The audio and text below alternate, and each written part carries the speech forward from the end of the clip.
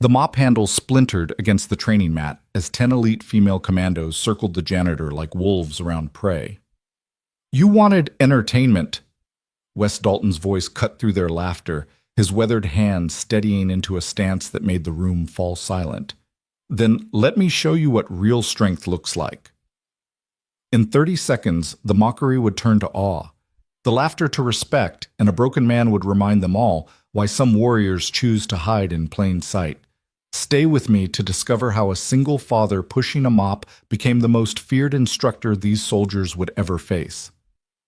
Comment your city below. I want to see how far this story reaches. The fluorescent lights hummed overhead in Fort Braxton's training facility, casting harsh shadows across the polished floor that Wes Dalton had been mopping for the past 3 hours.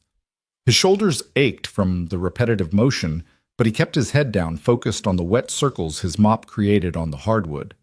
At 42, with graying temples and calloused hands that spoke of years of manual labor, he had learned that invisibility was sometimes the greatest gift a man could possess. "Hey, mop man!" The voice cracked like a whip across the gymnasium, followed by a chorus of feminine laughter. "You missed a spot." Wes didn't look up. He'd been cleaning this facility for 2 years now, long enough to know that acknowledging the taunts only made them worse. The female commando unit had been training here for the past 6 months, Elite Force 7, they called themselves. 10 of the military's finest women handpicked for their exceptional combat skills and unwavering determination. To them, he was furniture, something that existed in the background of their glory, no more significant than the punching bags hanging from the ceiling or the weights stacked against the wall. Private First Class Carmen Vasquez kicked her training bag with such force that it swung wildly, nearly knocking the bucket from Wes's grip as he passed. "Careful there, janitor," she said, her accent thick with mockery. "Wouldn't want you to throw out your back. Cleaning is such dangerous work." The other women laughed. Specialist Diana Chen shadowboxed near the mirrors, her movements precise and deadly. "Leave him alone, Carmen. Can't you see he's concentrating? It takes real skill to push a mop in circles all day." Wes's jaw tightened imperceptibly, but his movements never faltered. Round and round the mop went, erasing their footprints, their sweat, their presence from the floor, as if they had never been there at all. His daughter Lily would be waiting for him at home, homework spread across their small kitchen table, her 11-year-old eyes bright with stories about her day at school. That image kept him moving, kept him silent, kept him invisible. "You know what I heard?" Lance Corporal Jessica Park dropped from the pull-up bar landing with cat-like grace. "I heard our janitor here used to be somebody, used to fight or something. Can you imagine?" She walked closer, her boots clicking against the floor he'd just cleaned. "This guy fighting, he looks like he'd break if you breathed on him too hard." The room erupted in laughter again, but this time it was cut short by the sharp bark of Sergeant Major Patricia Redmond entering the facility. At 6 feet tall, with shoulders that could fill a doorway, Redmond commanded respect through presence alone. Her steel-gray eyes swept the room, taking in the scene with military precision. "Ladies," she said, her voice carrying the weight of authority, "are we training or are we running a comedy club?" The commandos immediately snapped to attention, their mockery evaporating like morning mist, all except for one Private Riley Moore, the youngest of the group at 23, who had been quietly working the heavy bag in the corner throughout the entire exchange. She was the only one who hadn't laughed. The only one who had noticed the slight tremor in Wes's hands. When Jessica had gotten too close, the only one who had seen the way his stance had subtly shifted weight, redistributing in a way that suggested something more than mere discomfort. "Sergeant Major, what?" Carmen said, still standing at attention. "We were just having a bit of fun before." "Fun?" Redmond's eyebrow arched dangerously. "You want fun? How about we make things interesting then?" Her gaze fell on Wes, who had stopped mopping and stood perfectly still, water dripping from the mop head onto his worn work boots. "You, janitor, what's your name?" "Wes Dalton, ma'am," he replied quietly, his voice carrying an unexpected steadiness. "Mr. Dalton." Redmond smiled, but it wasn't a kind smile. It was the smile of a predator who had just spotted something interesting. "My elite soldiers here seem to have excess energy. They think they're invincible, untouchable. How would you like to help me teach them a lesson in humility?" The room went silent. Even the air seemed to pause, waiting. "I'm just here to clean, Sergeant Major," Wes said, his grip tightening on the mop handle. "Come now." Redmond pressed, walking closer. "Surely a man who spends all day watching these warriors train has picked up a thing or two. Besides," she glanced at her soldiers, "my girls could use a confidence boost. Taking down a civilian should be child's play for them." "What do you say, one man against my 10 best? Just a friendly sparring session, for fun." The word fun dripped with sarcasm. This wasn't about training or lessons. This was about entertainment, about putting the hired help in his place, about reinforcing the hierarchy that kept men like Wes at the bottom and warriors like them at the top. "I don't think that's a good idea," Wes said softly. "Scared?" Vasquez called out, breaking formation, despite the breach in protocol. "Come on, Mop Man. We'll go easy on you. Promise." "Yeah," Chen added. "We'll even let you keep the mop as a weapon." More laughter. Even Redmond seemed amused. Only Riley remained silent, her dark eyes fixed on Wes with an intensity that suggested she saw something the others missed. "I'm not scared," Wes said, setting the mop carefully against the wall. "I just don't want anyone to get hurt." The laughter exploded, then loud and mocking. Jessica actually doubled over, holding her stomach. "He doesn't want us to get hurt." "Did you hear that? The janitor is worried about us?" "Mr. Dalton," Redmond said, her voice cutting through the noise, "I'm making this an official request. Consider it part of your duties. Unless, of course, you'd prefer to find employment elsewhere." The threat hung in the air like a blade. Wes needed this job. The pay wasn't much, but it kept a roof over Lily's head, food on their tablecloths, on her back. He couldn't afford to lose it, not with his history, not with the black marks on his record that made finding work nearly impossible. "When?" he asked quietly. "Tomorrow," Redmond replied, satisfaction creeping into her voice. "We're having an exhibition for the brass. They want to see what my girls can do. You'll be the warm-up act. Think of it as your contribution to national security." "Do I have a choice?" "There's always a choice, Mr. Dalton. You can participate or you can clean out your locker. Which will it be?" Wes looked around the room, taking in the eager faces of the commandos, the cruel anticipation in their eyes. All except Riley, who had turned away, unable to watch what was unfolding. "I'll do it," he said finally. "But I have conditions." Redmond laughed. "You have conditions? You're hardly in a position to negotiate." "I won't fight angry," Wes continued, as if she hadn't spoken. "This is a demonstration, not a blood sport. The moment someone loses control, I walk. And my daughter doesn't hear about this. Ever." "Your daughter?" Park asked, genuine surprise in her voice. "You have a kid." "Lily," Wes said. And for the first time emotion crept into his voice, a fierce protectiveness that made several of the commandos step back unconsciously. "She's 11. She thinks her dad is just a janitor who works hard to take care of her. I want to keep it that way." "Touching," Redmond said dryly. "Fine. Your conditions are accepted.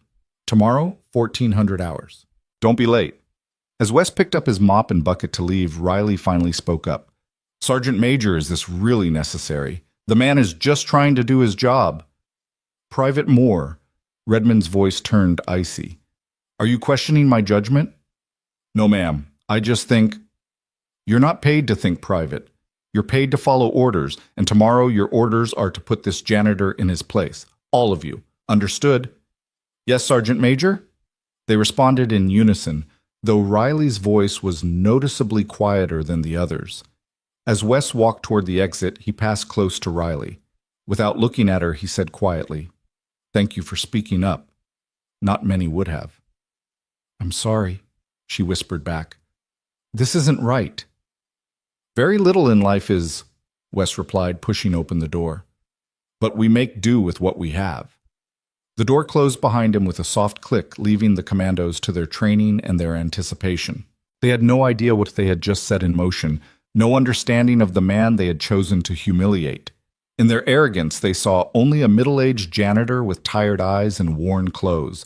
They didn't see the scars hidden beneath his long sleeves, didn't know about the nightmares that still woke him at 3 in the morning. Didn't understand that some men became janitors, not because they couldn't do anything else, but because they were trying to forget what they could do all too well. That night, Wes sat at the small kitchen table in his apartment watching Lily work through her math homework. Her tongue stuck out slightly when she concentrated just like her mother used to do. The resemblance was a knife in his heart every time he saw it, but it was a wound he welcomed. It kept Sarah's memory alive, kept her present in their lives, even though she'd been gone for 3 years now. "Dad," Lily said suddenly, looking up from her worksheet, "Katie's mom said she saw you at the military base today. She said you work with real soldiers." "I work near them," Wes corrected gently. "I clean the facilities they train in." "That's still cool," Lily said with the enthusiasm only a child could muster for something so mundane. "Maybe someday you could meet them, talk to them. Katie's mom said they're these super tough warrior women, like Wonder Woman." "Maybe," Wes said, his smile not quite reaching his eyes. "Do you think they're brave, Dad?" "The soldiers," Wes considered the question carefully. "I think bravery comes in many forms, sweetheart. Sometimes the bravest thing a person can do is walk away from a fight." Lily wrinkled her nose. "That doesn't sound very brave." "No," Wes agreed, thinking of tomorrow, of what he would have to do, of what he would have to become again, even if just for a moment. "I suppose it doesn't." Later, after Lily had gone to bed, Wes stood in his small bedroom staring at the locked trunk beneath his bed. He hadn't opened it in 5 years, hadn't wanted to face what was inside. But tomorrow would require him to remember, if only to ensure he maintained enough control to keep his promise to not fight angry, to not let them see what he truly was, to protect them from the monster he had worked so hard to bury. With trembling hands, he pulled out the trunk and opened it. Inside, wrapped in old newspaper, lay the remnants of another life. A black belt worn and frayed at the edges. A photograph of him standing in a ring arm raised in victory blood streaming down his face, but smiling. Another photograph, this one of a different fight, a different outcome. His opponent on the ground, not moving, never to move again. The headlines from the newspapers: "Underground fighter kills opponent in brutal match." "Former champion charged with manslaughter." "Fighter released after charges dropped, self-defense ruling." And beneath it all, a small pink ribbon, not from his fighting days, but from another battle entirely. The one he had lost when cancer took his first daughter, Emma, when she was only 7. The daughter from his first marriage, before he met Sarah, before Lily. The daughter whose death had driven him into the underground fighting circuit in the first place, seeking pain to match what he felt inside, seeking punishment for surviving, when she hadn't.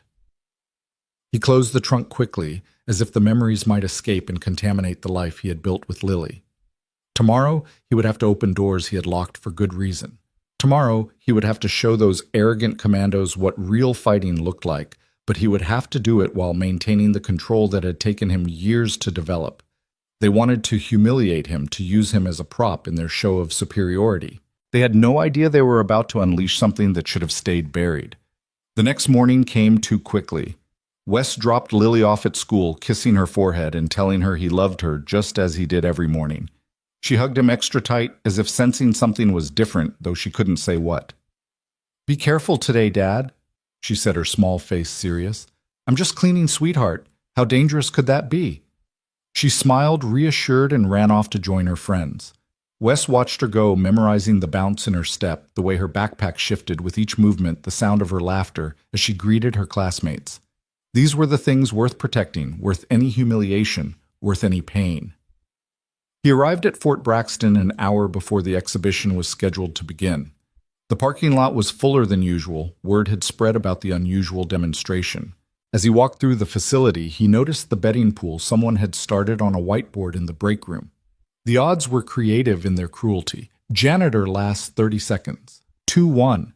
Janitor cries, 3-1. Janitor runs away. 5-1. Janitor lands a single hit. 101. The gymnasium had been transformed. Bleachers had been pulled out to accommodate the audience of military personnel who had come to watch. A regulation sparring mat had been placed in the center, surrounded by safety equipment that seemed more for show than actual use. No one expected this to last long enough for safety to become a concern.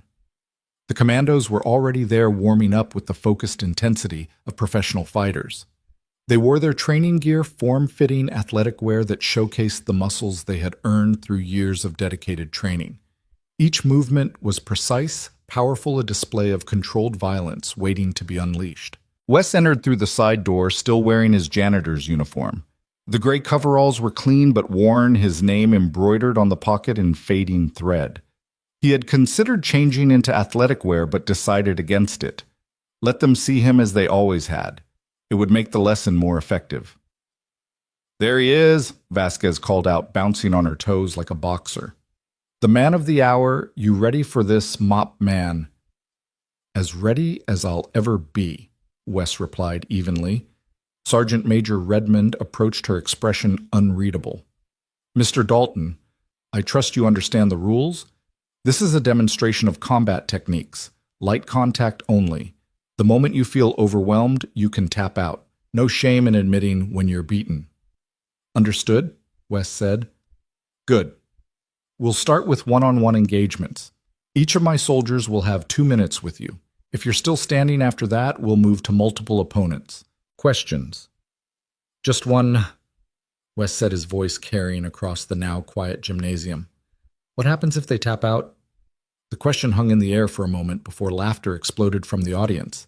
Even some of the commandos chuckled. Only Riley remained stone-faced, standing apart from her unit, her arms crossed over her chest.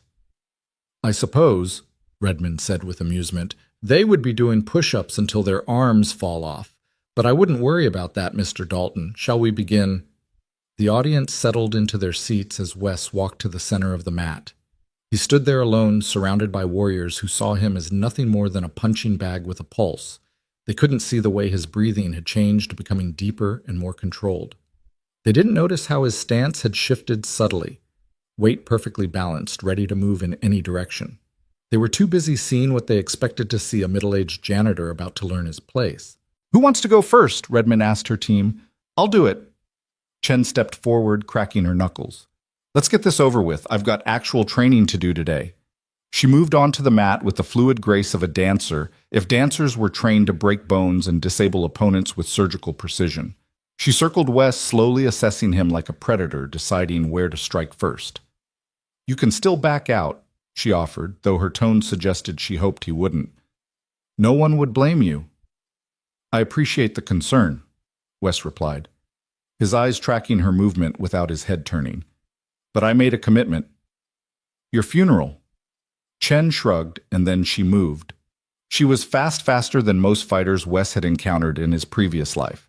Her opening combination was textbook perfect, a feint with the left, followed by a right cross aimed at his solar plexus, designed to knock the wind out of him and end this quickly. It was a good strategy, well executed, but Wes wasn't where she expected him to be. He had moved at the last possible moment, a small shift of weight that carried him just outside her strike zone. Her fist passed through empty air, her momentum carrying her forward. As she passed, Wes placed a gentle hand on her shoulder, using her own force to guide her past him. To the audience, it looked like Chen had simply missed, thrown off balance by nerves or overconfidence. She spun quickly, eyes narrowing. "Lucky," she muttered, resetting her stance. She came at him again, this time with a series of kicks that would have been beautiful if they weren't meant to cause harm. High, low, middle, a pattern designed to overwhelm an opponent's defenses. But Wes moved like water flowing around her attacks rather than meeting them head-on. He never struck back, never took an aggressive stance. He simply wasn't where she aimed. Frustration crept into Chen's movements. She was one of the best fighters in her unit, had won numerous competitions, had never lost a sparring match to anyone below her rank. But this janitor, this nobody, was making her look like an amateur. Her attacks became wilder, more aggressive, fueled by embarrassment and anger. That's when Wes finally acted. As Chen threw a particularly vicious roundhouse kick, Wes stepped inside her guard. His hand touched her standing leg just behind the knee, a gentle touch, barely more than a brush, but perfectly placed. Her leg buckled, her balance completely destroyed. She fell backward, and Wes caught her before she hit the mat, lowering her down gently before stepping back. "Time," Redmond called, though only 90 seconds had passed. Chen got to her feet, her face flushed with embarrassment and confusion. "How did you—" "Next," Redmond interrupted, her eyes now fixed on Wes with a different kind of interest. Vasquez stepped up, her usual cocky demeanor replaced with focused determination. She had watched Chen's failure, had seen something that didn't make sense. No untrained civilian should have been able to do what Wes had just done. "You've had some training, Sas," she said, not a question, but a statement. "Everyone's had some training," Wes replied cryptically. Vasquez didn't waste time with testing strikes. She went straight for grappling, attempting to use her superior strength and training to take Wes to the ground where technique mattered less than raw power. She shot low, aiming to wrap her arms around his waist and drive him backward. But Wes sprawled at the perfect moment, his weight dropping onto her back, his arms controlling her shoulders. For a brief moment, he had her in a position where he could have applied a dozen different submissions.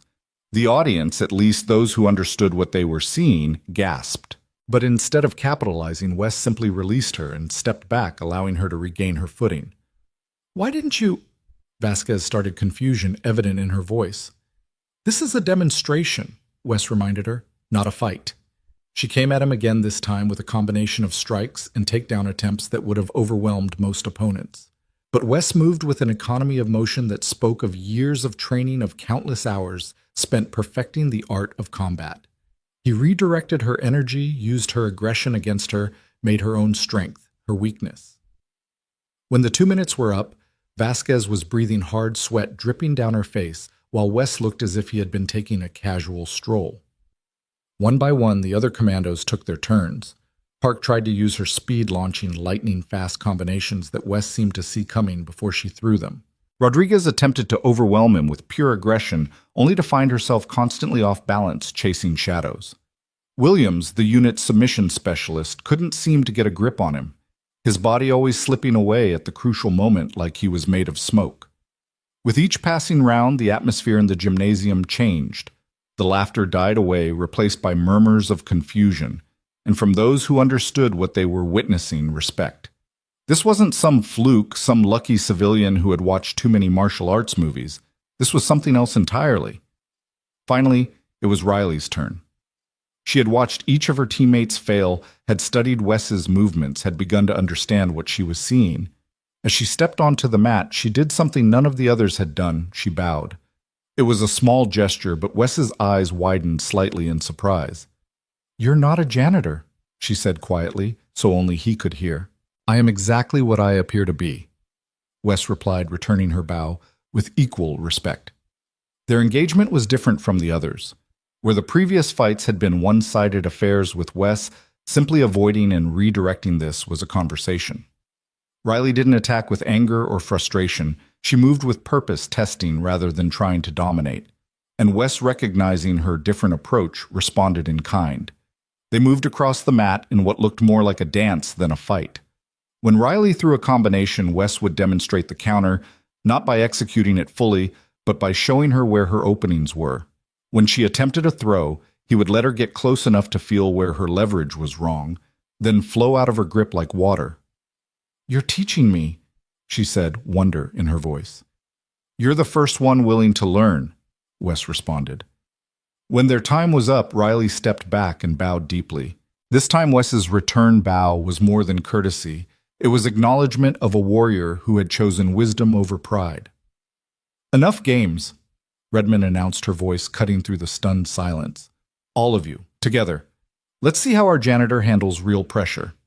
The commandos looked at each other uncertainly. What had started as a joke, a cruel bit of entertainment, had become something else. They had all been beaten not through violence, but through superior skill demonstrated with restraint. Going at him together felt less like a demonstration and more like an assault. "That's an order," Redmond barked.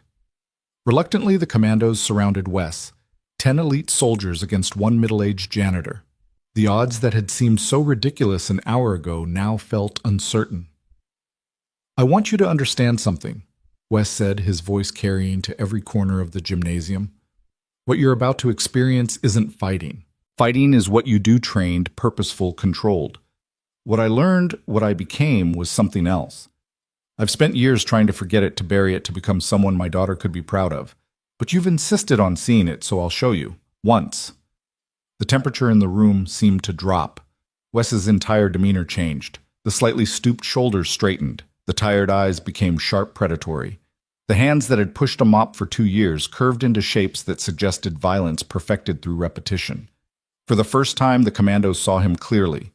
Not a janitor playing at being a fighter, but a fighter who had chosen to become a janitor.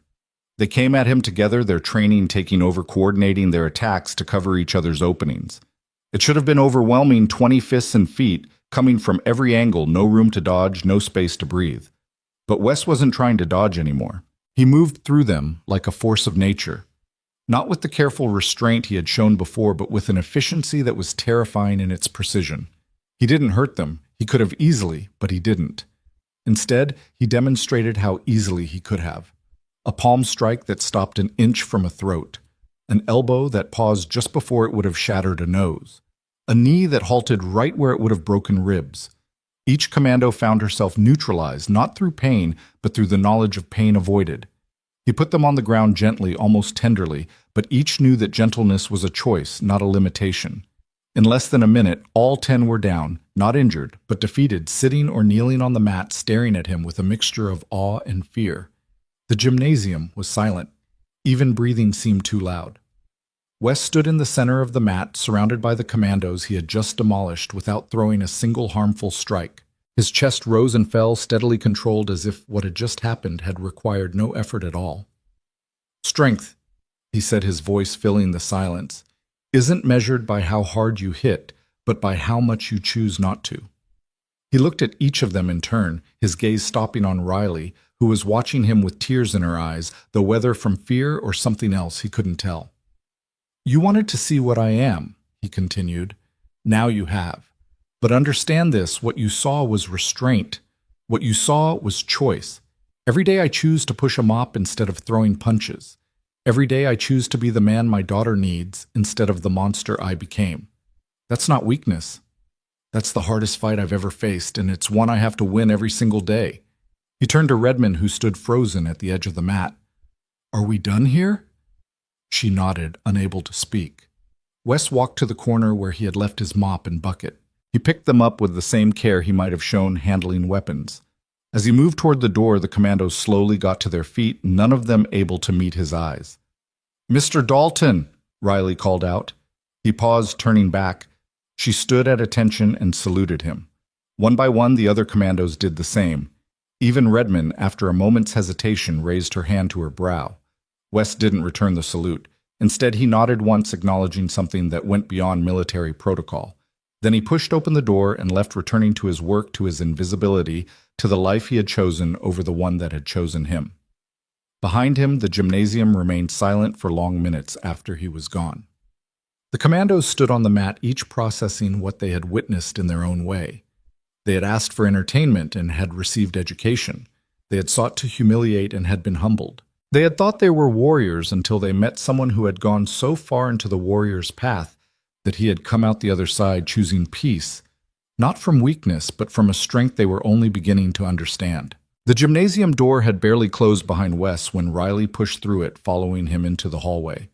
Her footsteps echoed against the concrete walls as she caught up to him near the janitor's closet where he stored his supplies. Mr. Dalton, wait, she called out, her voice still shaky from what she had witnessed. Wes paused, his hand on the closet door.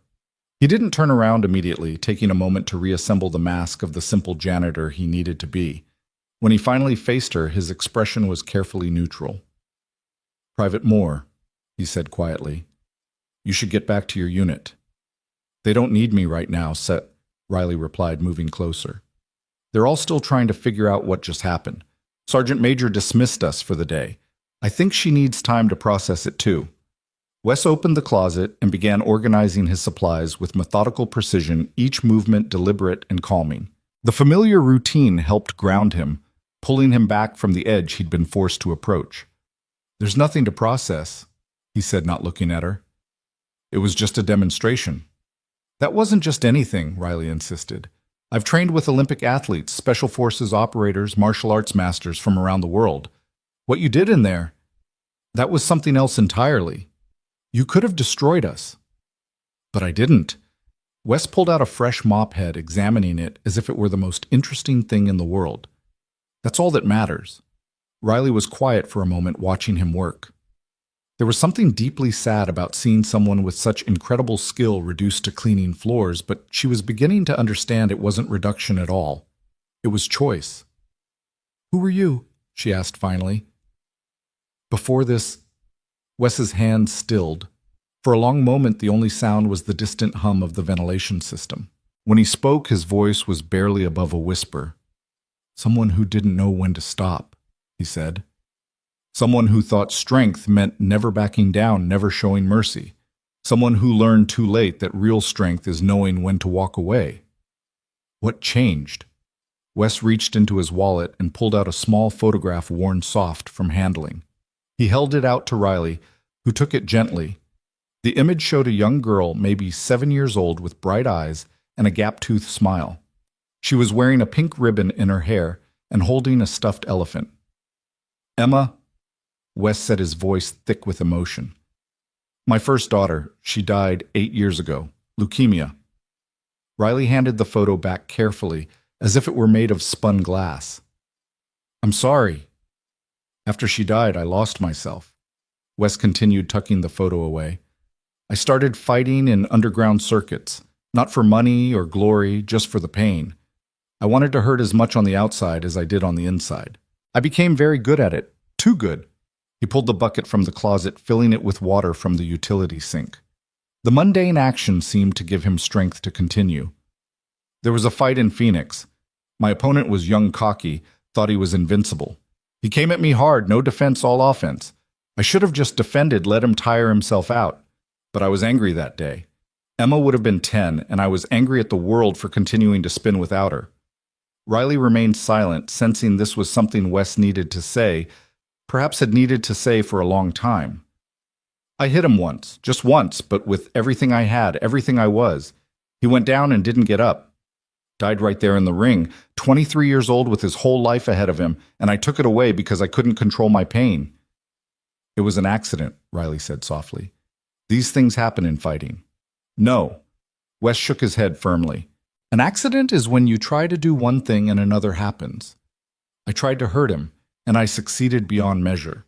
The fact that I didn't intend to kill him doesn't make me less responsible." He started pushing the bucket down the hallway, and Riley walked beside him, matching his pace.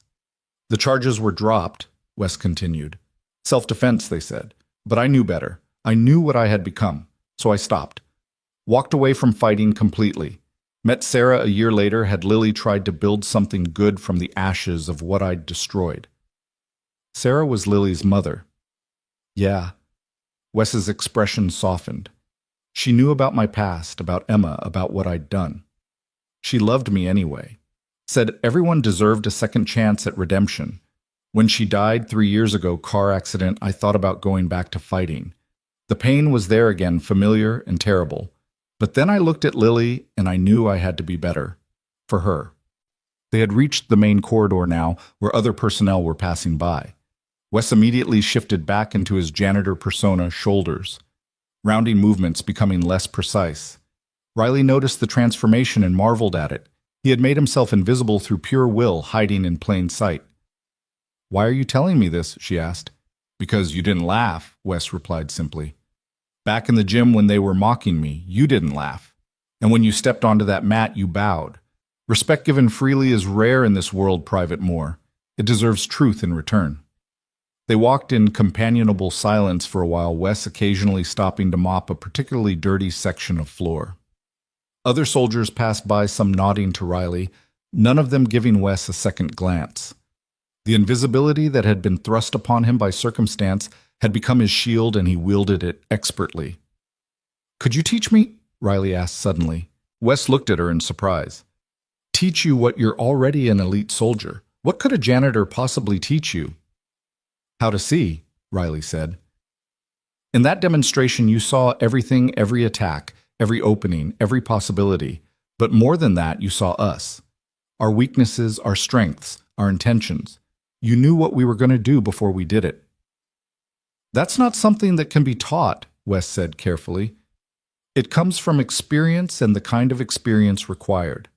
It's not worth the cost." "But you could teach me control," Riley persisted. "How to hold back when every instinct says to press forward. How to choose mercy when victory is within reach. Wes stopped mopping and really looked at her for the first time. She was young, probably no older than the man he had killed all those years ago. But there was something in her eyes, a wisdom beyond her years, perhaps earned through her own trials. "Why would you want to learn that?" he asked. "Your job is to be a warrior. Warriors need to press forward to achieve victory." "Because I've been where you were," Riley said quietly. "Not exactly the same, but close enough. 2 years ago on a mission in Afghanistan, I had to make a choice. There was a combatant barely 16 years old pointing a rifle at my squad. I could have wounded him, could have found another way. But I didn't. I took the shot that ended everything for him." She paused, gathering herself. "It was ruled a clean kill. Necessary, they said, but I see his face every night. He was someone's son, maybe someone's brother, and I ended him because it was the tactically sound decision. I've been trying to figure out ever since how to be strong enough to make a different choice next time." Wes saw the pain in her eyes, recognized it as kin to his own.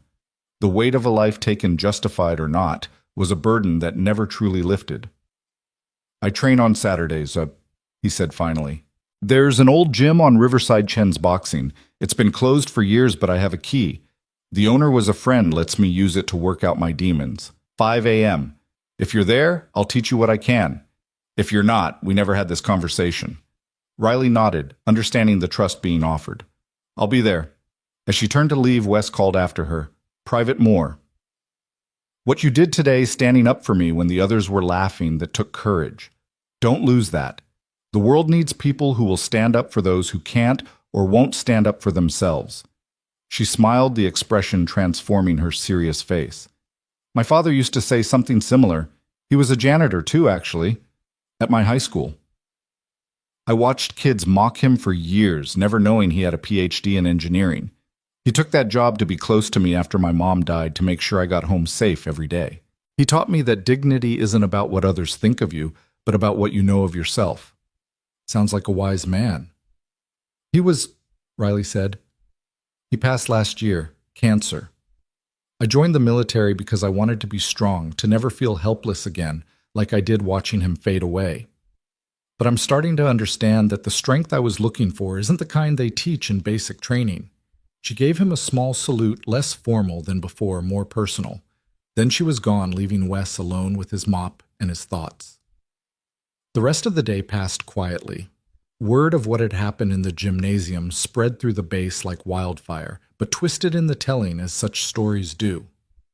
By evening, the versions Wes overheard ranged from him being a former Navy SEAL to a disgraced MMA champion to a foreign spy maintaining cover. He found the rumors amusing in their absurdity, each one further from the truth than the last. When his shift ended, Wes drove to Lily's school to pick her up from aftercare.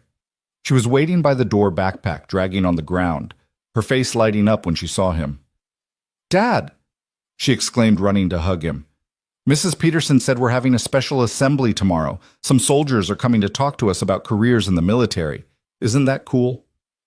"Very cool." Wes agreed, though something cold settled in his stomach. "Did she say which soldiers?" "Some special unit from Fort Braxton.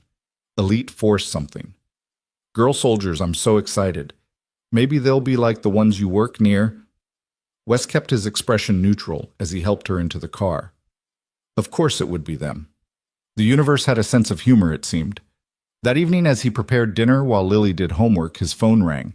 The number was unfamiliar, but he answered anyway. "Mr. Dalton." The voice was Sergeant Major Redmond's, though it lacked its usual commanding tone. "I hope I'm not interrupting your evening." "Not at all," Wes replied, though he moved to the living room where Lily couldn't overhear. "What can I do for you, Sergeant Major?" "I wanted to apologize." She said the words seemingly difficult for her. "What I did today was unprofessional and cruel. I let my ego override my judgment, and I put you in an impossible situation." "You gave me a choice," Wes said. "I made it. That's generous of you, but we both know it wasn't much of a choice." She paused. "I also wanted to ask, the school visit tomorrow. My team is scheduled to speak at Lincoln Elementary. I just found out that's where your daughter attends." Wes's grip tightened on the phone. "I see. I can assign a different unit if you prefer. After today, I would understand if you don't want us near your daughter." Will Private Moore be part of the presentation? Wes asked after a moment's thought. She's scheduled to lead it, actually. She's good with kids, relates to them well. Then it's fine, Wes said. Just please don't mention me. Lily doesn't need to know about what happened today. Of course. And Mr. Dalton. What you said today about choosing to be better about fighting that daily battle, it made an impression. On all of us, but especially on the younger soldiers. They needed to hear it. We all fight our own battles, Sergeant Major. Some are just more visible than others. After ending the call, Wes returned to the kitchen to find Lily watching him with curious eyes. Who was that, Dad? Someone from work, he said, returning to dinner preparation. Just sorting out a schedule conflict. You looked serious. Is everything okay? Wes looked at his daughter, at the concern in her young face, and felt the familiar surge of protective love that had kept him grounded these past years. Everything's perfect, sweetheart. Now how about you tell me about your day? As Lily launched into a story about her friend's birthday party plans, Wes let her voice wash over him, a reminder of what truly mattered. Tomorrow the commandos would visit her school and his two worlds would briefly intersect. But tonight he was just Dad, and that was enough. Later that night, after Lily was asleep, Wes descended to the basement of their small house. It was an unfinished space, concrete floors, and exposed beams, but he had turned one corner into a makeshift training area. A heavy bag hung from a reinforced beam, its leather surface worn smooth in places from years of use. He stood before it in the dim light of a single bulb, not striking it, but simply placing his hands on its surface, feeling the familiar texture under his palms. This was his confession booth, his therapy, his constant reminder of what he was capable of and why he chose not to be. He began to move through forms, shadowboxing in slow motion, each technique performed with perfect precision but without aggression. It was meditation in movement, a way of honoring the fighter he had been while reinforcing his commitment to the man he had chosen to become. As he moved, he thought about Riley, about the pain she carried, about her request to learn. He had sworn never to teach again, never to pass on the violence that had consumed so much of his life. But perhaps what she needed wasn't to learn violence, but to learn how to transform it into something else, the way he had transformed his rage into protection, his strength into service. His phone buzzed with a text, Riley's number, which she must have gotten from the base directory. Thank you for today, for showing us what real strength looks like. See you Saturday. Wes deleted the message immediately. Old habits of leaving no traces died hard, but her words stayed with him. Real strength. He had spent so many years seeing his restraint as weakness, his choice to walk away as cowardice. Perhaps it was time to reframe that narrative, not just for himself, but for others who might be struggling with the same demons. Saturday morning came dark and cold winter, trying to establish its grip on the city. Wes arrived at Chen's boxing at 4:30 a.m., unlocking the rusty gate and flipping on the ancient lights that flickered before settling into a steady glow. The gym was a relic from another era, heavy bags patched with duct tape, a ring with ropes that had seen better days. Mirrors cracked but still functional. It smelled of old leather and sweat ghost scents from the thousands of fighters who had trained here over the decades. He was warming up when Riley arrived prompt at 5 a.m., dressed in simple workout clothes rather than her military gear. She looked around the gym with interest, taking in the faded posters of old fights, the trophy case with its dusty prizes. This place has history, she observed. Every punch ever thrown here left a mark. Wes agreed. Chen used to say the walls absorbed the dreams and disappointments of every fighter who walked through that door, made the place sacred in its way. Was Chen your trainer? One of them. He took me in when I was angry and young, tried to channel that anger into something productive. He succeeded for a while. When I quit fighting after Emma died, he was the only one who understood. Gave me a key, told me the gym would be here whenever I needed to remember or forget. Riley moved to the center of the floor, assuming a ready stance. So what do I need to learn? First, you need to unlearn, Wes said, walking around her slowly.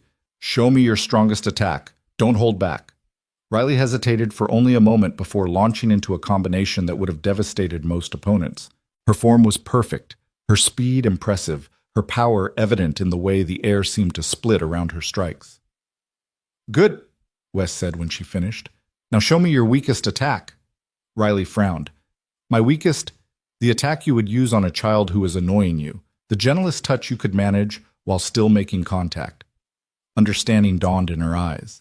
She repeated the combination, but this time her movements were soft, almost tender, barely disturbing the air. Now, Wes said, find the middle. Find the point where you have complete control over the outcome, where you could increase or decrease the force at will, even mid-strike. For the next hour, they worked on this concept, Wes guiding her through exercises designed to develop not physical strength, but conscious control. He taught her to see violence as a spectrum, rather than an on-off switch, to understand that true mastery meant being able to choose any point on that spectrum at will. In that mission, Riley said during a water break, with the young combatant, I only saw two choices, kill or be killed. But there were other options, weren't there? There are always other options, Wes confirmed. But seeing them requires stepping back from our training, from our instincts, from our fear. It requires us to be more than warriors. What do we become then? Wes considered the question. Guardians, perhaps? Protectors? Or maybe just humans who happen to know how to fight but choose not to unless absolutely necessary. They continued training Wes, showing her techniques he had learned not in any dojo, but in the spaces between violence and peace. How to redirect without harming to control, without dominating to win, without defeating. These were lessons written in the scar tissue of his soul, earned through mistakes that couldn't be undone. As the sun began to rise, sending dusty beams through the gym's dirty windows, Riley asked, do you ever miss it? The fighting. Every day? Wes admitted. There's a simplicity to it, a purity. In the ring, everything makes sense. There's you, your opponent, and the truth that emerges between you. But that simplicity is a lie. Every fight has consequences that ripple outward, touching lives you never see.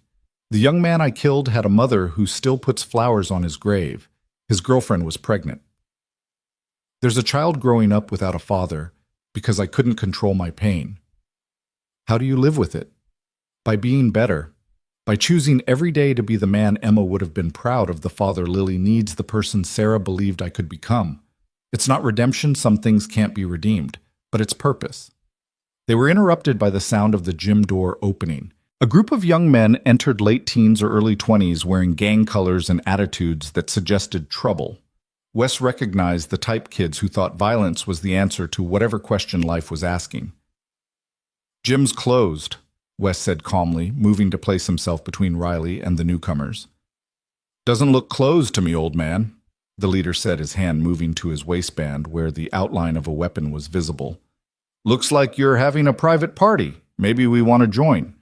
Riley started to move into a combat stance, but Wes touched her arm gently, stopping her. Chen's been closed for 5 years, Wes said conversationally. But you knew that, didn't you? You're Tommy's crew. He sent you here because he knew I'd be here. The leader's swagger faltered slightly. You know Tommy. I knew him when he was 12, stealing candy bars and thinking he was tough. Is he still running that chop shop on 23rd? Tommy doesn't run anything, another of the young men said. He's doing 15 to 20 upstate. I'm sorry to hear that, Wes said, and meant it. His mother must be heartbroken. She always hoped he'd turn things around. The tension in the room shifted, the immediate threat diminishing as the young men processed this unexpected response. You really knew Tommy? The leader asked, his hand moving away from his weapon. I tried to teach him years ago. He had potential, but he was too angry to listen, too much like I was at that age. Wes gestured to the gym around them. This place could have saved him like it saved me, but you can't save someone who doesn't want to be saved. The leader looked around, really seeing the gym for the first time. You're that fighter, the one Tommy talked about, said you killed a man with your bare hands. I did, Wes said simply. And it destroyed me. Destroyed him. Destroyed everyone who loved either of us. Violence doesn't make you strong, son. It makes you alone. The young men exchanged glances, uncertainty replacing aggression. We should go, one of them said quietly. As they turned to leave, Wes called out, The gym's here if you ever want to learn. Really learn, not just how to hurt people, but how to be strong. 5 a.m. Monday, Wednesday, Friday. No colors, no attitudes, just work. The leader paused at the door. Why would you offer that we came here to rob you? Because someone offered it to me once when I needed it. And because Tommy's mother still cries every Sunday at church, praying for someone to help the kids in the neighborhood find a better way. This is me trying to answer that prayer. After they left, Riley let out a breath she didn't know she'd been holding. That could have gone very differently. But it didn't, Wes said. Because I chose to see them as more than threats. They're kids lost and angry looking for someone to show them they matter. Violence would have confirmed their worldview. Compassion might have planted a seed of something different. Will they come back to train? Probably not, but maybe. And maybe is better than never. As they prepared to leave, Riley said, "The assembly yesterday went well. Lily asked the best questions. She wanted to know if soldiers ever got scared and what they did when they missed their families. Very thoughtful for her age." Wes smiled. "She's had to grow up faster than most. Losing her mother, it changed her, made her more aware of the fragility of things. She's proud of you, you know. She told me her dad works harder than anyone she knows, that you're her hero. She said that she did. Also said you make the best pancakes in the world and that you never miss her school plays even when you have to work late." Wes felt tears prick his eyes. After everything he'd been, everything he'd done, his daughter saw him as a hero. Not for his ability to fight, but for his commitment to being present in her life. As they walked to their cars, Riley said, "Same time next week. If you want. But Riley, this isn't about becoming a better fighter. You're already one of the best I've seen. This is about becoming a better person who happens to know how to fight." "I understand. That's exactly what I want."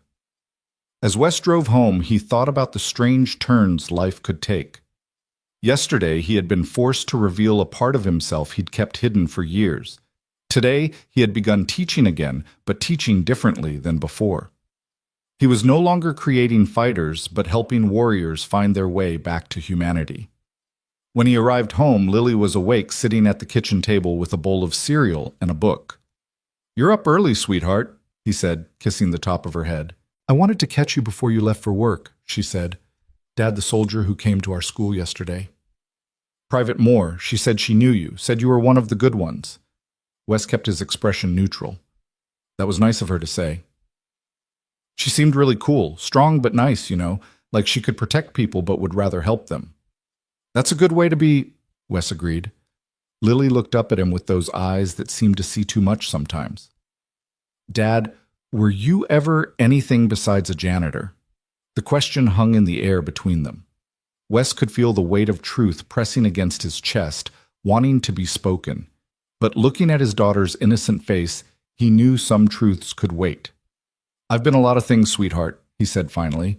"But the only thing that matters is that I'm your dad." She smiled, satisfied with that answer, and returned to her book. Wes started preparing breakfast, the familiar routine grounding him in the present.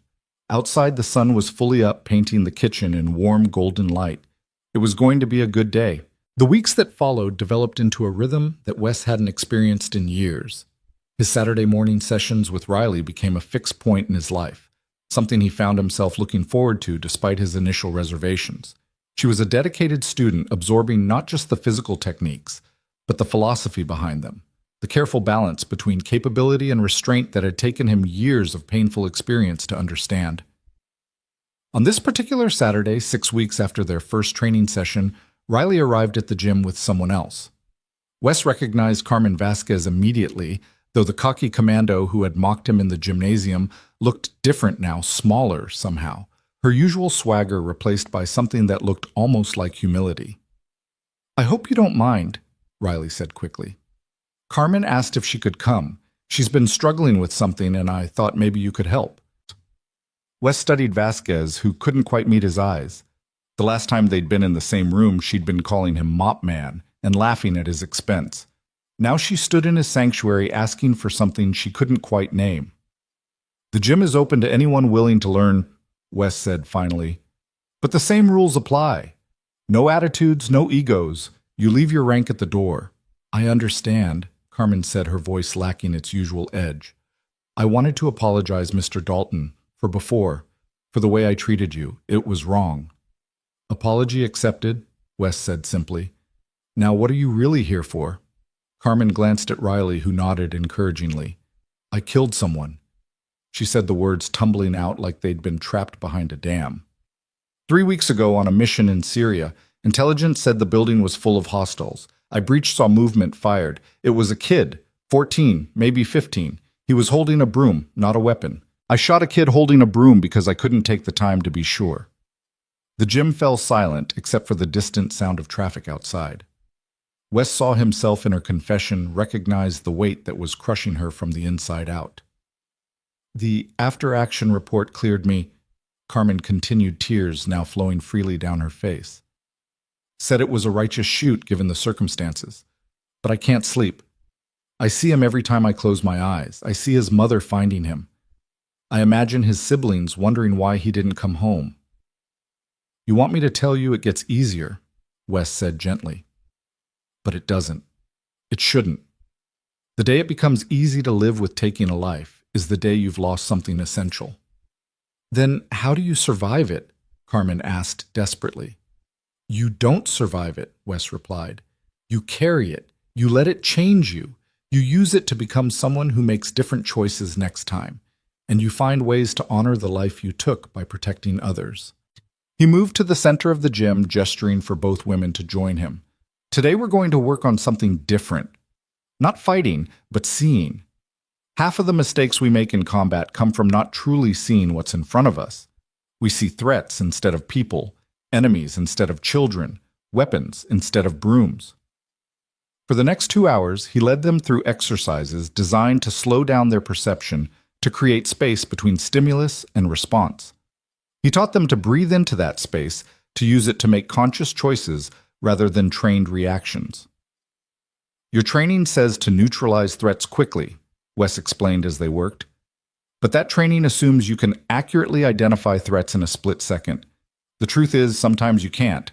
Sometimes you need to risk your own safety to be certain you're not about to destroy an innocent life. But that could get us killed, Carmen protested. Yes, Wes agreed. It could. That's the choice you have to make. Are you willing to risk your life to avoid taking an innocent one? If the answer is no, that's understandable.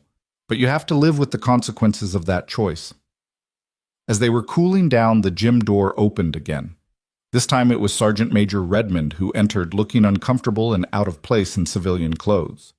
She stopped just inside the door, seeming unsure whether to proceed. Sergeant Major, Riley said, surprised. I'm not here as your Sergeant Major, Redmond said quickly. I'm here as Patricia, just Patricia. I heard about these sessions from Vasquez. I was wondering if I could observe.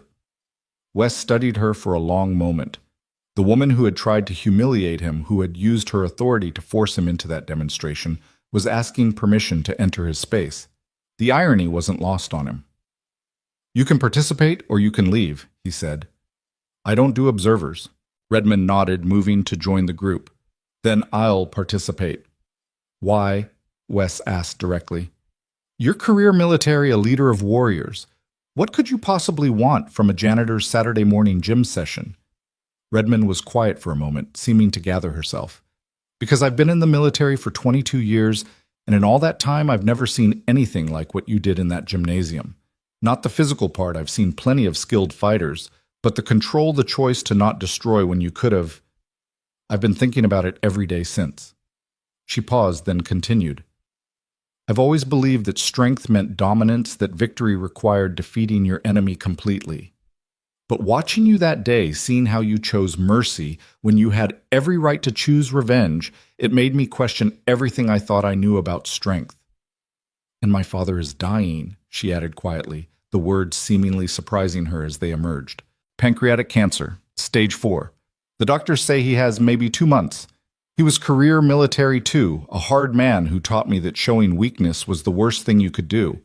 I've been strong my whole life, Mr. Dalton, but sitting next to his hospital bed watching him fade away, I realize I don't know how to be strong in any way that actually matters.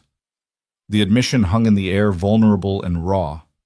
Carmen and Riley exchanged glances, having never seen their commanding officer display anything approaching emotional vulnerability. Strength that matters, Wes repeated softly. That's not something you learn in basic training or officer candidate school. It's something you learn in hospital rooms and funeral homes in the moments when your world falls apart, and you have to decide who you're going to be in the ruins. He walked over to an old equipment locker and pulled out a pair of worn boxing gloves, the leather cracked with age. These were my daughter Emma's. I bought them for her 7th birthday. She wanted to learn to fight like Daddy. We had exactly 3 lessons before she got too sick to continue. She died 2 months later. He handed the gloves to Redmond.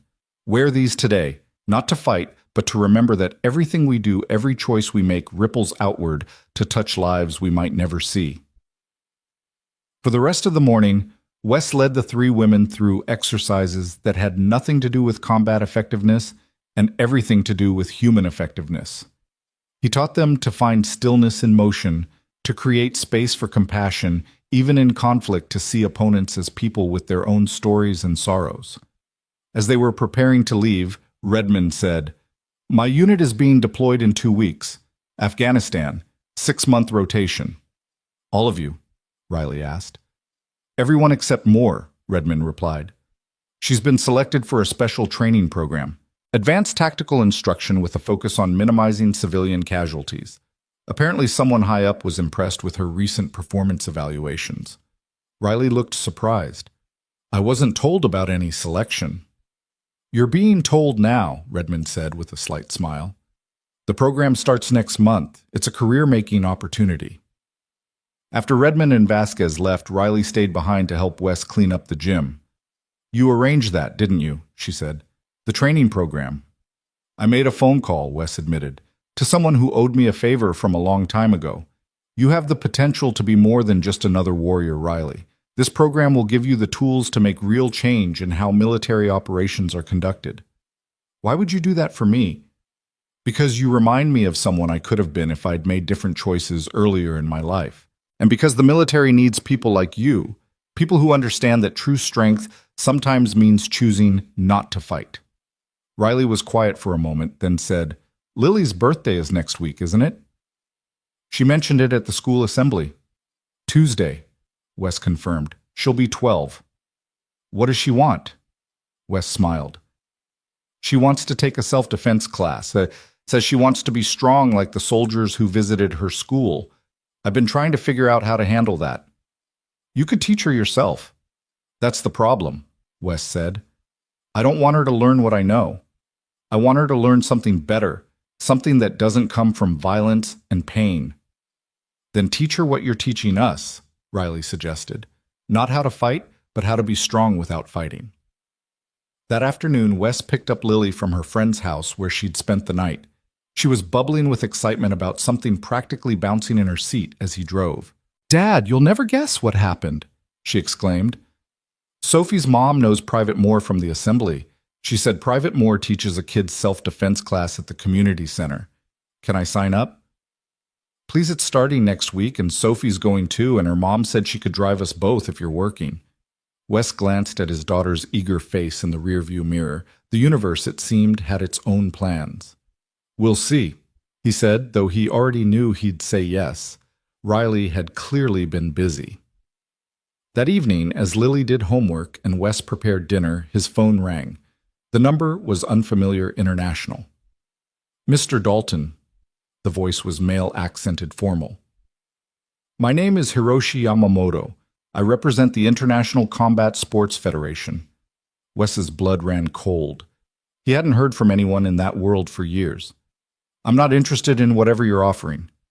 "Please just hear me out," Yamamoto said quickly. "We're not asking you to fight. We're asking you to speak. We're organizing a symposium on combat sports safety and ethics. Your incident in Phoenix has become a case study in our training programs. We'd like you to share your perspective to help young fighters understand the real consequences of uncontrolled violence." "I'm just a janitor," Wes said automatically. "I don't do speaking engagements." "We know what you are now, Mr. Dalton. We also know what you were. Your story could save lives. Please, at least consider it." Wes was about to refuse when Lily called from the living room. "Dad, there's something on TV about a fighter who died. They're saying it could have been prevented." He looked toward his daughter, then back at the phone. Everything was connected, it seemed. Every choice, every moment, every life touched by violence or saved from it. "Send me the information," he said finally. "I'll think about it." After dinner, as Lily got ready for bed, she asked, "Dad, why do people fight? I mean, really fight, not just argue." Wes sat on the edge of her bed, considering his answer. Sometimes people fight because they're scared. Sometimes because they're angry. Sometimes because they don't know any other way to be heard. "But you don't fight," Lily observed, "even when people are mean to you, like that time at the grocery store when that man yelled at you for being in his way." "Fighting doesn't solve problems, sweetheart. It just creates new ones." "But what if someone tries to hurt me? Should I fight then?" "You should protect yourself," Wes said carefully. "But protection doesn't always mean fighting. Sometimes it means running. Sometimes it means calling for help. Sometimes it means using your words to de-escalate a situation." "Private Moore said something similar at the assembly," Lily said. "She said the best fighters are the ones who never have to fight." Private Moore sounds very wise. "Dad," Lily's voice grew smaller, "do you think Mom would be proud of who I'm becoming?" Wes felt his throat tighten. "I know she would be. She is proud wherever she is." "I miss her." "I miss her too, sweetheart. Every day." "But we're okay, right?" "You and me. We're more than okay," Wes assured her. "We're family, and family takes care of each other no matter what." After Lily fell asleep, Wes stood in her doorway for a long moment, watching her breathe. She looked so much like Sarah when she slept peaceful and unguarded.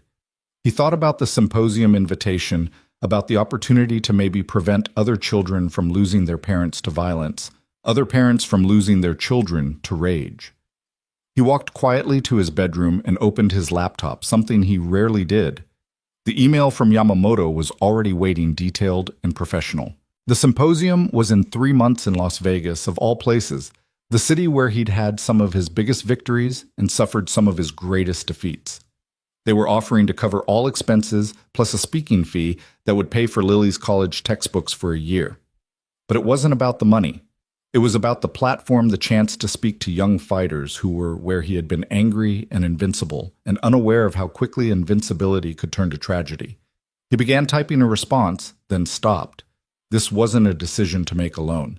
He picked up his phone and called Riley.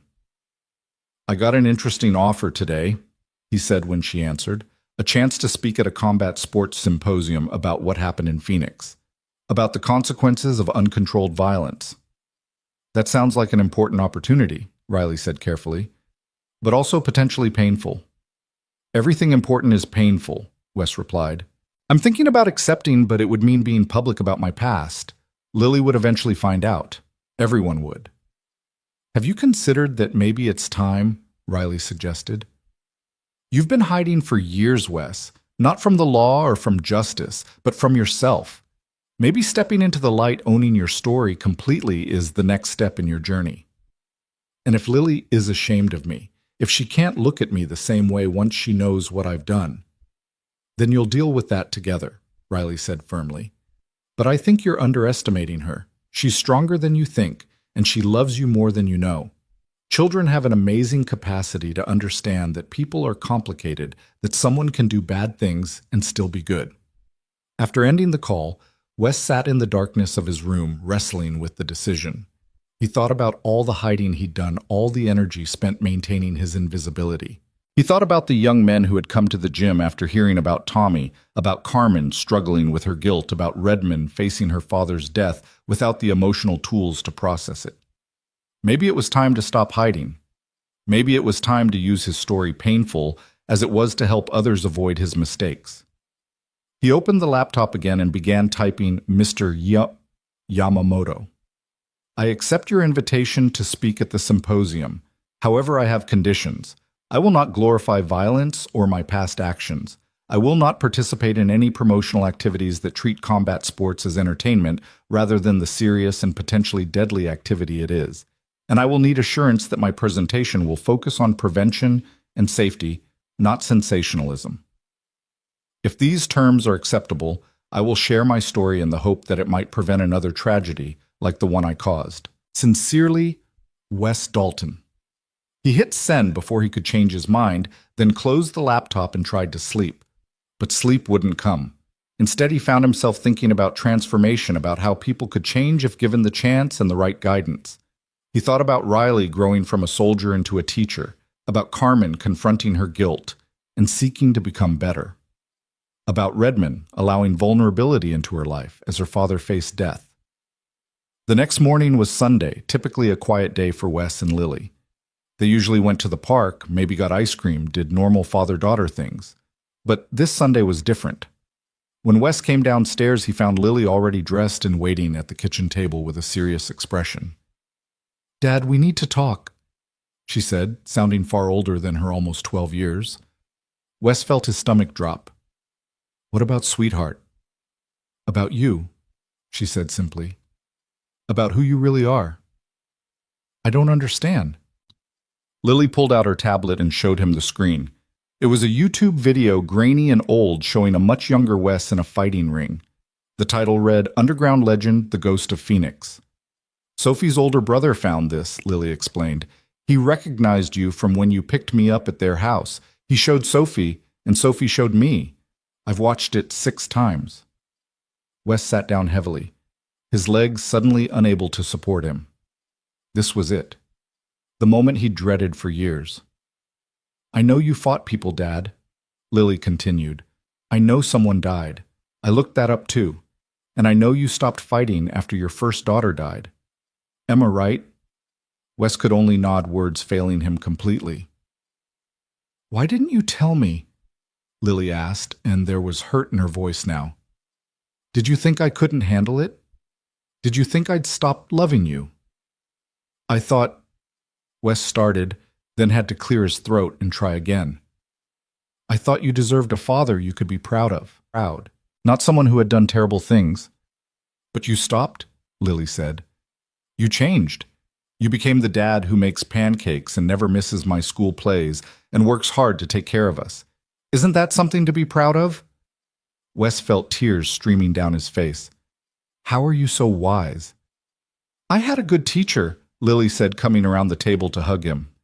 "You taught me that people make mistakes, that what matters is what we do after we fall down. You fell down, Dad. But you got back up. You became better."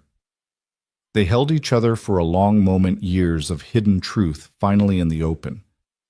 "There's something else," Lily said, pulling back slightly. "I want you to teach me. Teach you what you know. Not the violent parts, but the control, the discipline, the strength to walk away even when you could fight. I want to learn to be strong like you." "Like me?" Wes laughed bitterly. "Lily, I'm not." "You are exactly who I think you are," Lily interrupted. "You're my dad. You're someone who made mistakes and owned them. You're someone who chooses every day to be better than you were yesterday. That's the kind of strong I want to be." Wes looked at his daughter, really looked at her, and saw not the little girl he'd been trying to protect, but a young woman already forming her own understanding of strength and character. She had seen him at his most vulnerable and chosen to love him, not despite his flaws, but because of how he'd worked to overcome them. "Okay," he said finally. "We'll start tomorrow, but we do this my way. It's not about fighting. It's about choosing not to fight," Lily finished. "I know, Dad. I've been listening." That afternoon they went to the park as usual, but everything felt different. The secret that had weighed Wes down for years was gone, replaced by something lighter but more complex. As they walked, Lily asked questions about his past, and he answered as honestly as he could, neither glorifying nor overly condemning his younger self. "Were you good?" she asked at one point. "At fighting, I mean." "I was very good," Wes admitted. "But being good at something doesn't make it worth doing. Private Moore says you're teaching her and some others. Is that true?" "Yes. They wanted to learn about control, about choosing restraint over aggression." "Can I meet them sometime? The soldiers you're teaching?" Wes thought about it. His two worlds were already colliding. Perhaps it was time to stop trying to keep them separate. "There's someone I'd like you to meet first," he said. "Someone who helped me become who I am now. His name was Chen, and he owned a gym." As he began telling Lily about Chen, about the man who had tried to save him from himself, Wes felt something shift inside him. The compartments he'd built to contain different parts of his life were breaking down, and instead of feeling exposed, he felt integrated whole in a way he hadn't been since Emma's death. That evening, Riley called to ask about the next training session.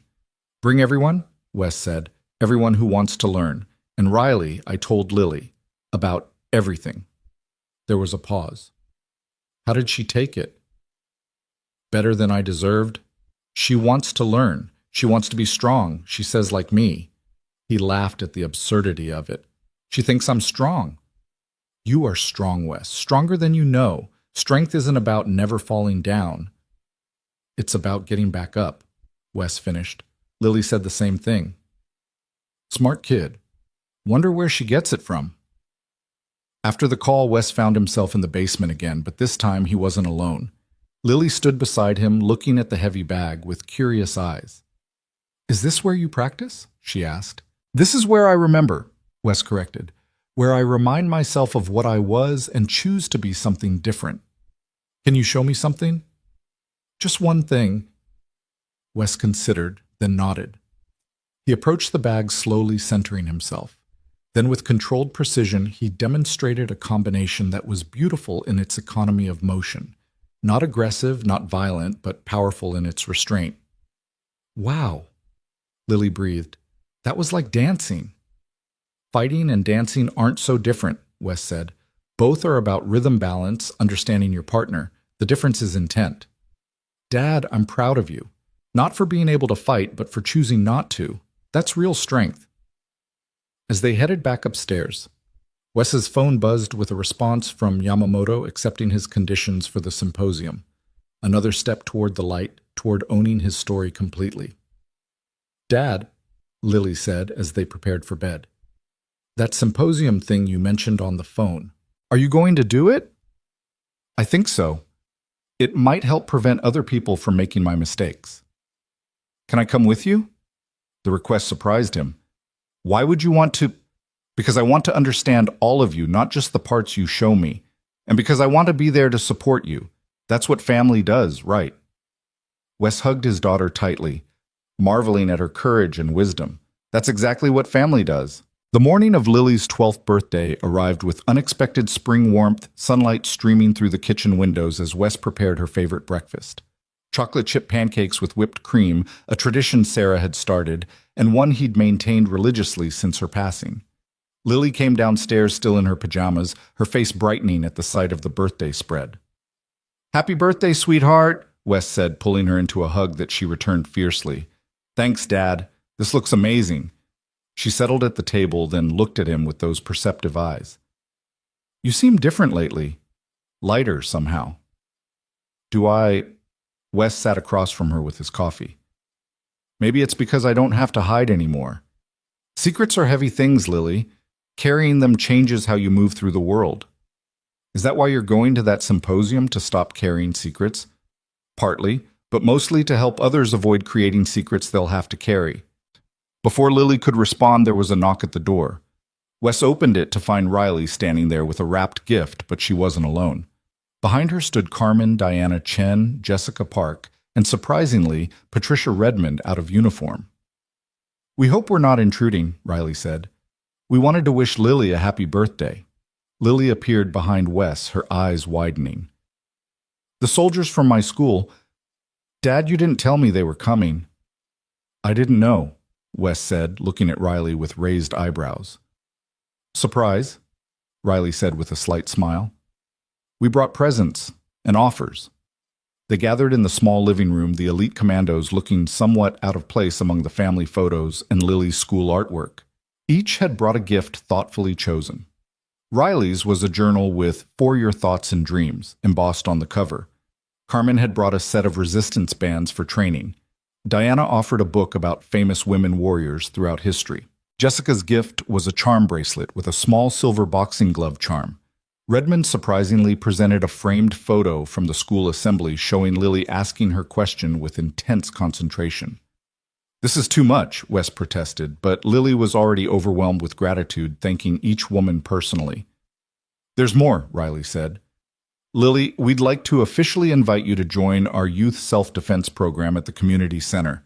But not as a regular student. We want you to be our junior assistant instructor. Lily's mouth fell open. But I don't know anything about fighting. That's exactly why we want you, Redmond interjected. You'll be learning alongside the other kids, but you'll also help us understand how to teach children who've never been exposed to violence. Your questions, your perspective, they'll make us better teachers. Can I, Dad? Lily turned to Wes, her excitement barely contained. If it's what you want, Wes said carefully.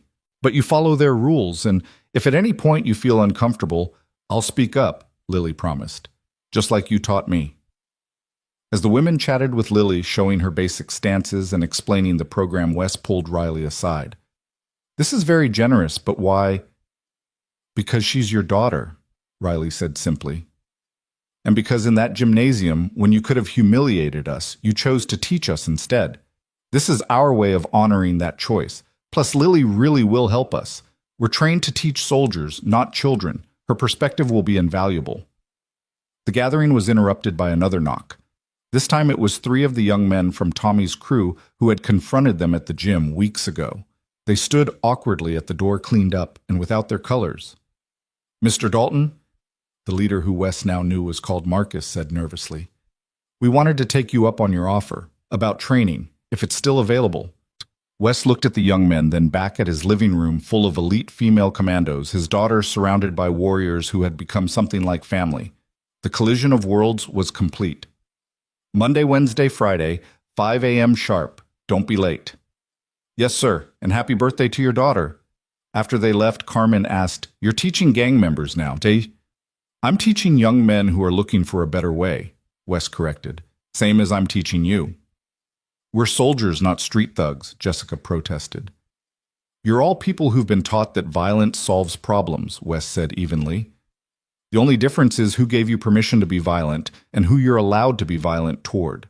The lessons are the same: how to be strong without being destructive, how to protect without destroying. That afternoon, after the soldiers had left and Lily was trying on her new training gear, Wes received a call that changed everything. It was from a doctor at Memorial Hospital. Mr. Dalton, I'm calling about Chen Wu. You're listed as his emergency contact. Wes's heart stopped. Is he okay? He's had a massive stroke. He's stable but unconscious. We found your contact information in his wallet. Can you come? Wes looked at Lily, who was shadowboxing in the mirror with the enthusiasm only a 12-year-old could muster. Lily, we need to go to the hospital. Mr. Chen is sick. The man who owned the gym, the one you told me about.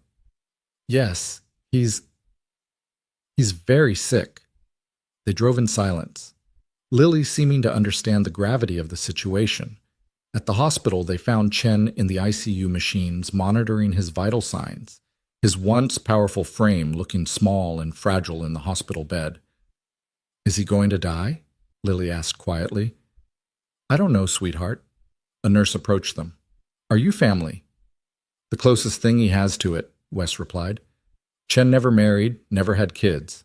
The gym was his family. He's been asking for someone named Wes when he's conscious. Is that you? Wes nodded, moving closer to the bed. Chen's eyes fluttered open, focusing with difficulty. Wes, he whispered, his voice barely audible. You came. Of course I came. Save your strength. No. Chen struggled to speak. Need to tell you. The gym. It's yours. Papers are with my lawyer. Always meant for you to have it. Chen, don't listen. Chen's grip on Wes's hand was surprisingly strong. You think you failed because someone died, but you succeeded because you stopped. You became what I always hoped you could be. A teacher, a father, a good man. His eyes shifted to Lily. Your daughter. Yes. Lily, this is Mr. Chen. He saved my life once. He saved himself, Chen corrected weakly. I just held the door open. He studied Lily's face.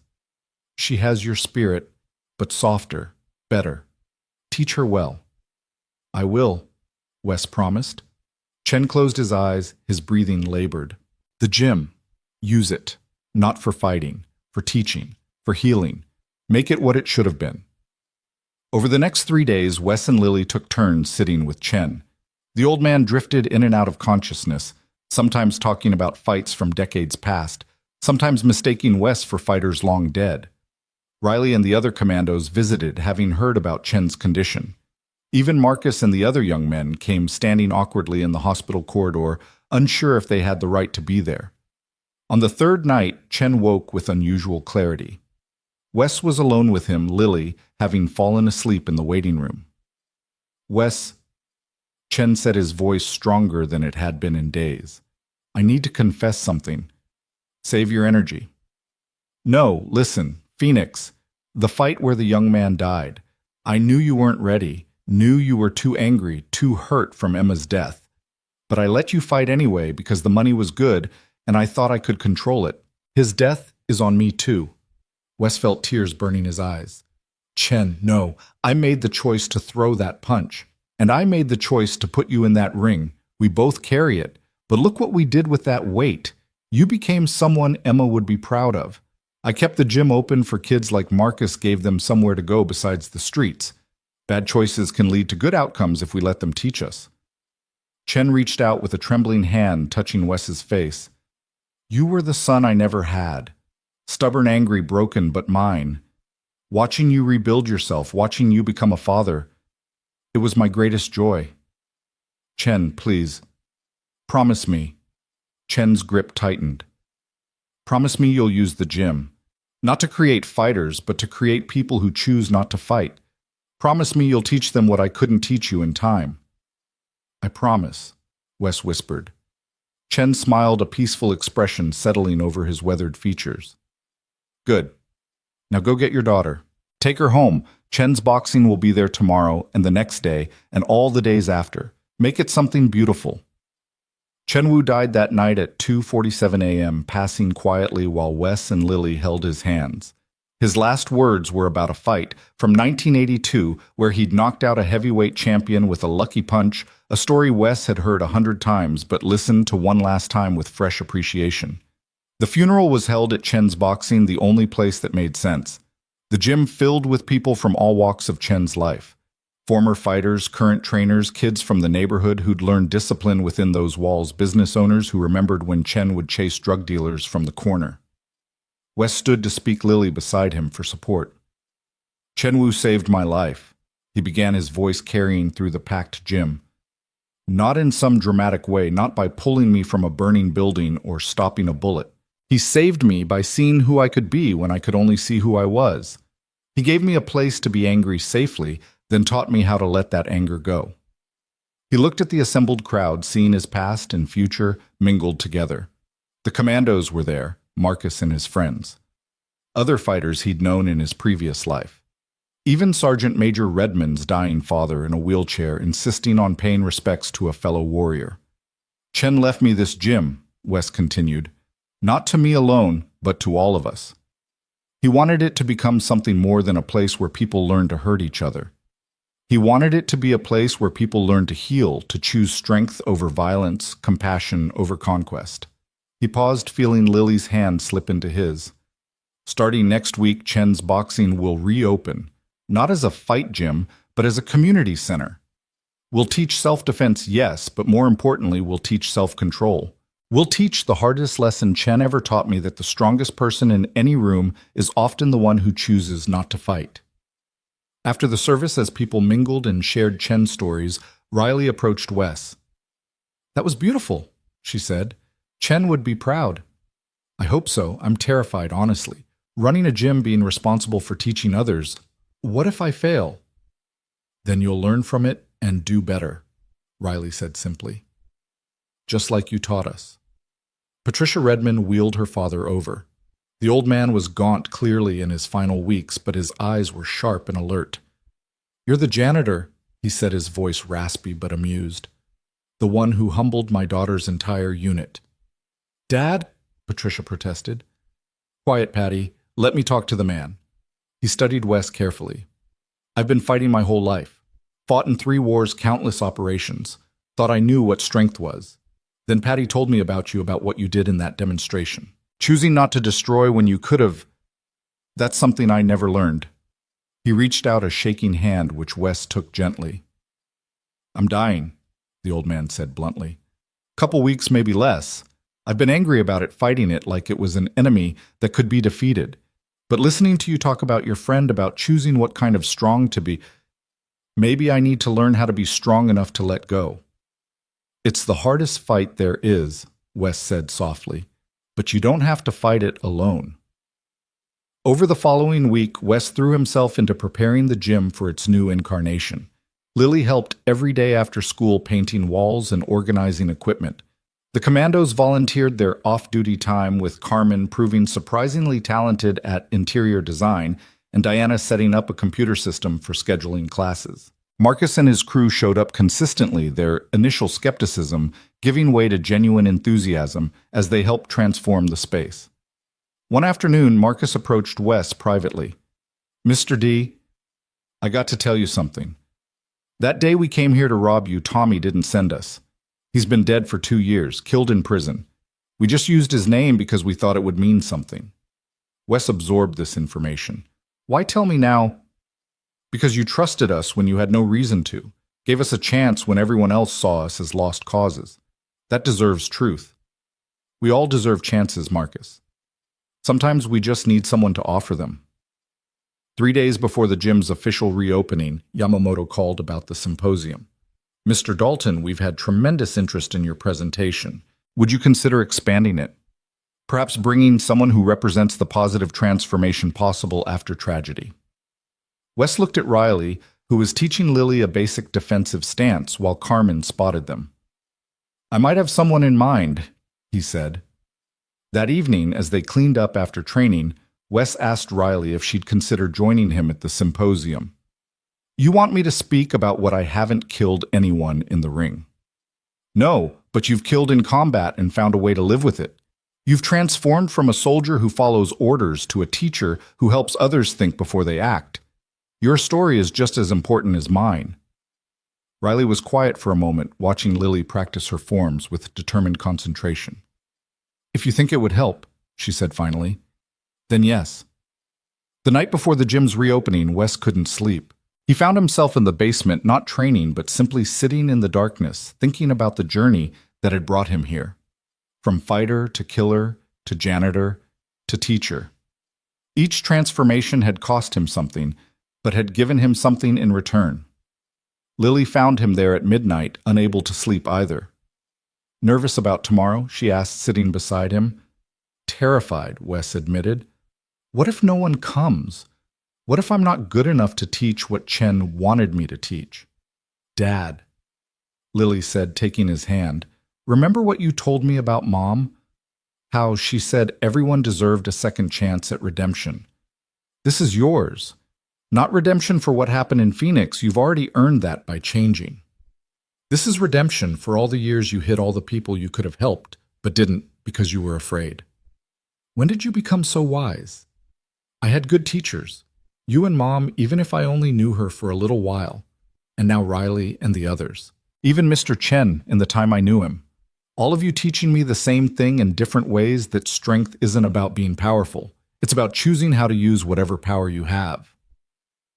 The reopening of Chen's boxing drew more people than the building could hold. The mayor came, having heard about the transformation of a potential gang recruiting ground into a community resource. Local news stations set up cameras interested in the story of redemption and renewal. But more importantly, the neighborhood came. Parents bringing children who needed to learn confidence. Teenagers looking for belonging that didn't involve violence. Adults who wanted to feel safer in their own bodies. Former fighters paying respects to Chen's memory by supporting his vision. Wes stood in the center of the main training area, the same spot where he'd first confronted his demons under Chen's watchful eye. The crowd quieted as he prepared to speak. "Chen Wu believed that everyone deserves a chance to become better than they were yesterday," he began. "This gym is his legacy, but it's also our opportunity. Here we won't just teach you how to throw a punch. We'll teach you when not to throw one. We won't just make you physically stronger. We'll help you find the strength to walk away from unnecessary conflicts." He gestured to the people around him, Riley and the commandos, Marcus and his transformed crew Lily, standing proudly beside the new youth training area. Everyone here has a story of transformation, of choosing to be different to be better. Some of us have done things we regret, things that can never be undone. But we've learned that the past doesn't have to define the future. Every day we get to choose who we want to be. He paused, seeing nods of understanding throughout the crowd. Chen's boxing is open to everyone, regardless of age, background, or ability to pay. We'll have traditional martial arts classes, self-defense workshops, meditation sessions, and conflict resolution training. But more than that, we'll have a community, a place where strength is measured not by how hard you can hit, but by how much you can help others rise. The crowd erupted in applause. As people signed up for classes and explored the renovated space, Wes noticed a familiar figure in the doorway. The young man from Phoenix, the one he'd killed, seemed to stand there for a moment, not as an accusation, but as an acknowledgement. Then the image faded, replaced by excited children eager to start their first lesson. Riley appeared at his side.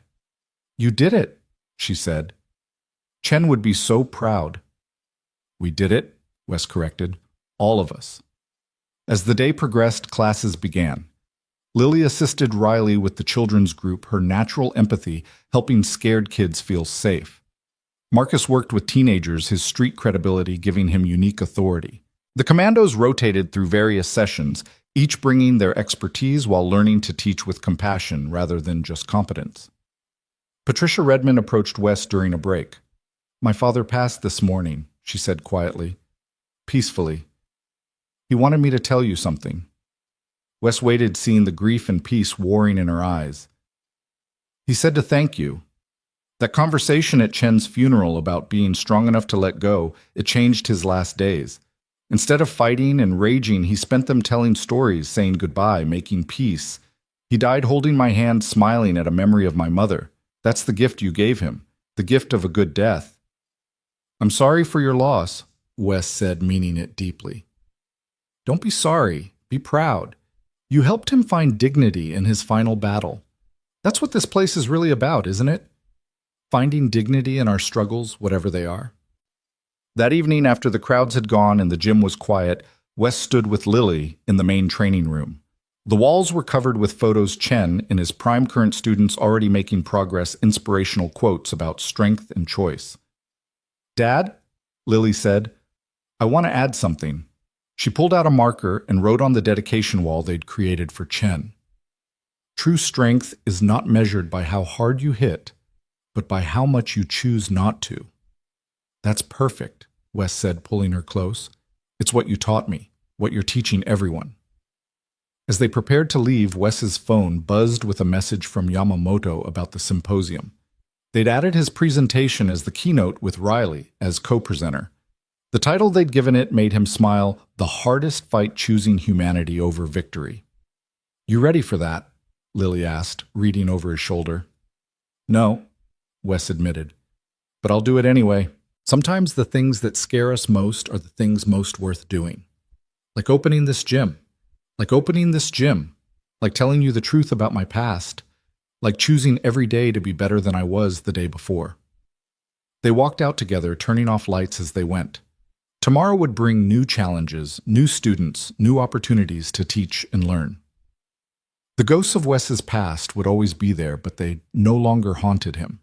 Instead, they had become teachers, reminders of the cost of uncontrolled violence and the value of chosen peace. As they drove home, Lily asked, "Dad, do you think Mom and Emma can see us? See what we're doing?" Wes thought about it, about Sarah's unwavering faith in second chances, about Emma's fierce spirit, even as cancer consumed her small body. "I think they can," he said finally, "and I think they're proud." "I think so too. And Mr. Chen, he's probably up there telling everyone about that fight in 1982. Wes laughed, the sound filling the car with warmth. "Definitely, and probably claiming the gym was his idea all along. Wasn't it? Maybe. Chen always saw further than the rest of us. Maybe he knew all along that the gym would become this, that I would become this. Maybe that's why he held on so long to make sure the transformation was complete. Or maybe," Lily said with the wisdom that continued to surprise him, "he just believed in you the way you believe in all those people who came today. Sometimes faith is enough to change everything." As they pulled into their driveway, Wes saw Riley's car parked outside. She got out as they approached, holding a folder. "These came for you, Mas," she said, handing him the papers. "From Chen's lawyer. The deed to the gym officially transferred, but there's more. Wes opened the folder, finding not just the deed but a letter in Chen's shaky handwriting dated just a week before his stroke. Wes, if you're reading this, then I'm gone, and the gym is yours. But it was always yours from the moment you walked in, broken and angry and desperate to feel something other than pain. I kept it running all these years, not for the fighters who came and went, but for you to come back to when you were ready. You think you failed me when that boy died in Phoenix. The truth is, I failed you by not protecting you from yourself.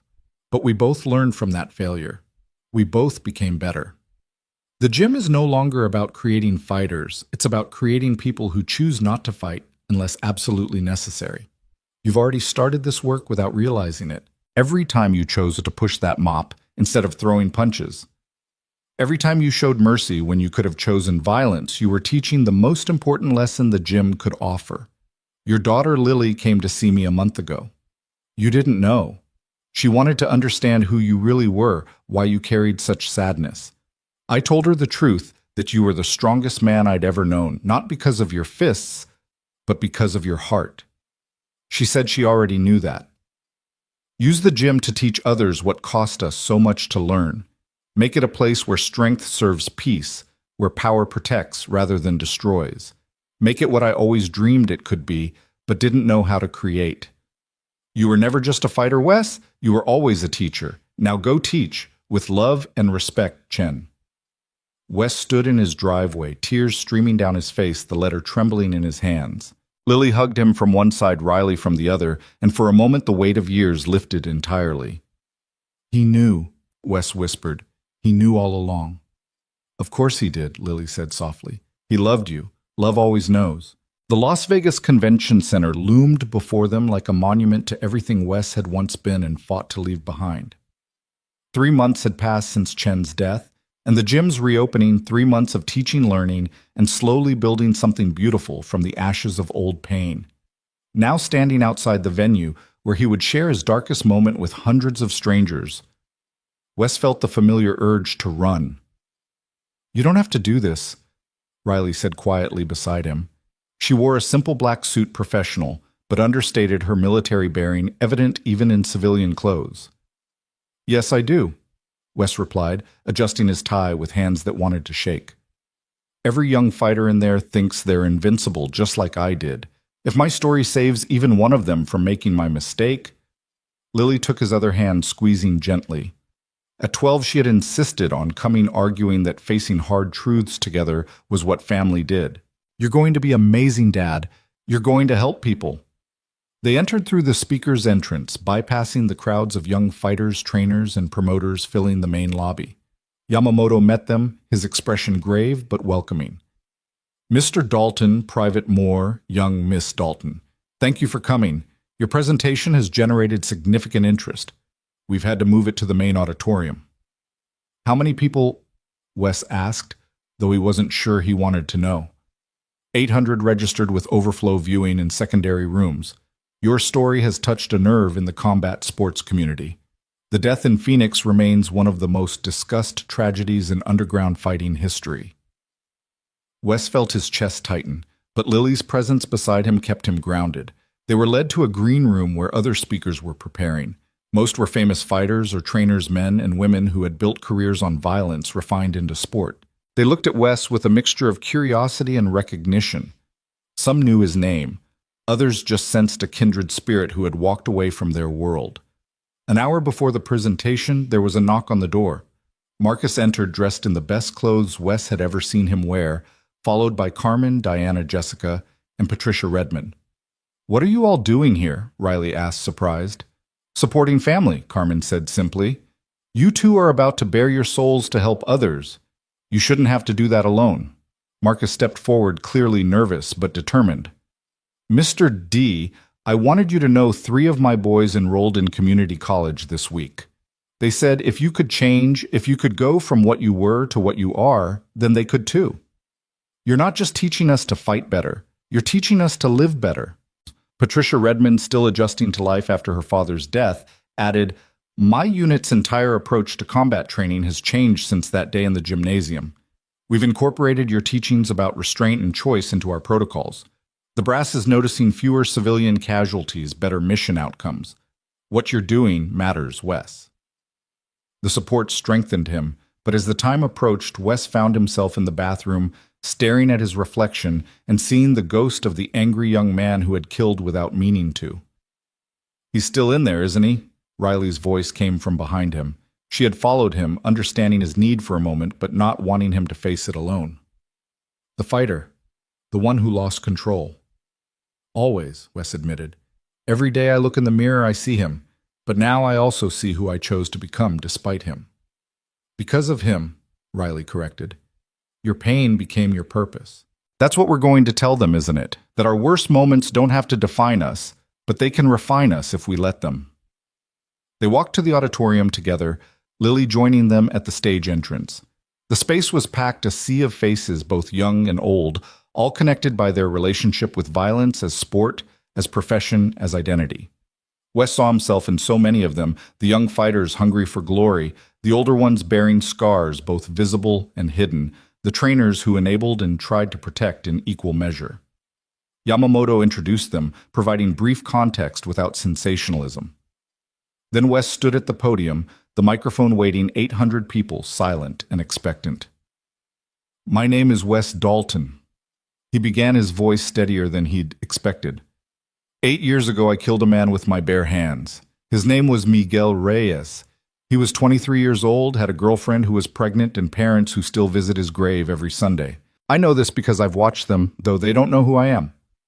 The auditorium was absolutely silent. Even breathing seemed to have stopped. "I didn't mean to kill him," Wes continued. "But that doesn't matter. Intent without control is just another form of recklessness. I hit him with everything I had because I was angry not at him, but at the world, at God, at the cancer that had taken my daughter Emma when she was 7 years old. Miguel paid the price for my pain, and his death is a weight I'll carry forever." He looked at Lily in the front row, drawing strength from her encouraging nod. "For years after I hid, became a janitor, pushed a mop, tried to disappear. I thought if I made myself small enough, harmless enough, I could atone for what I'd done. But hiding isn't healing. Running from who you were doesn't help you become who you should be." He gestured to Riley, who joined him at the podium. "This is Private First Class Riley Moore," Wes said. "She's an elite soldier trained to eliminate threats with maximum efficiency. Riley, tell them your story." Riley's voice was clear and unwavering as she spoke. 2 years ago, I killed a 16-year-old boy in Afghanistan. He was holding what I thought was a rifle. It was a broom.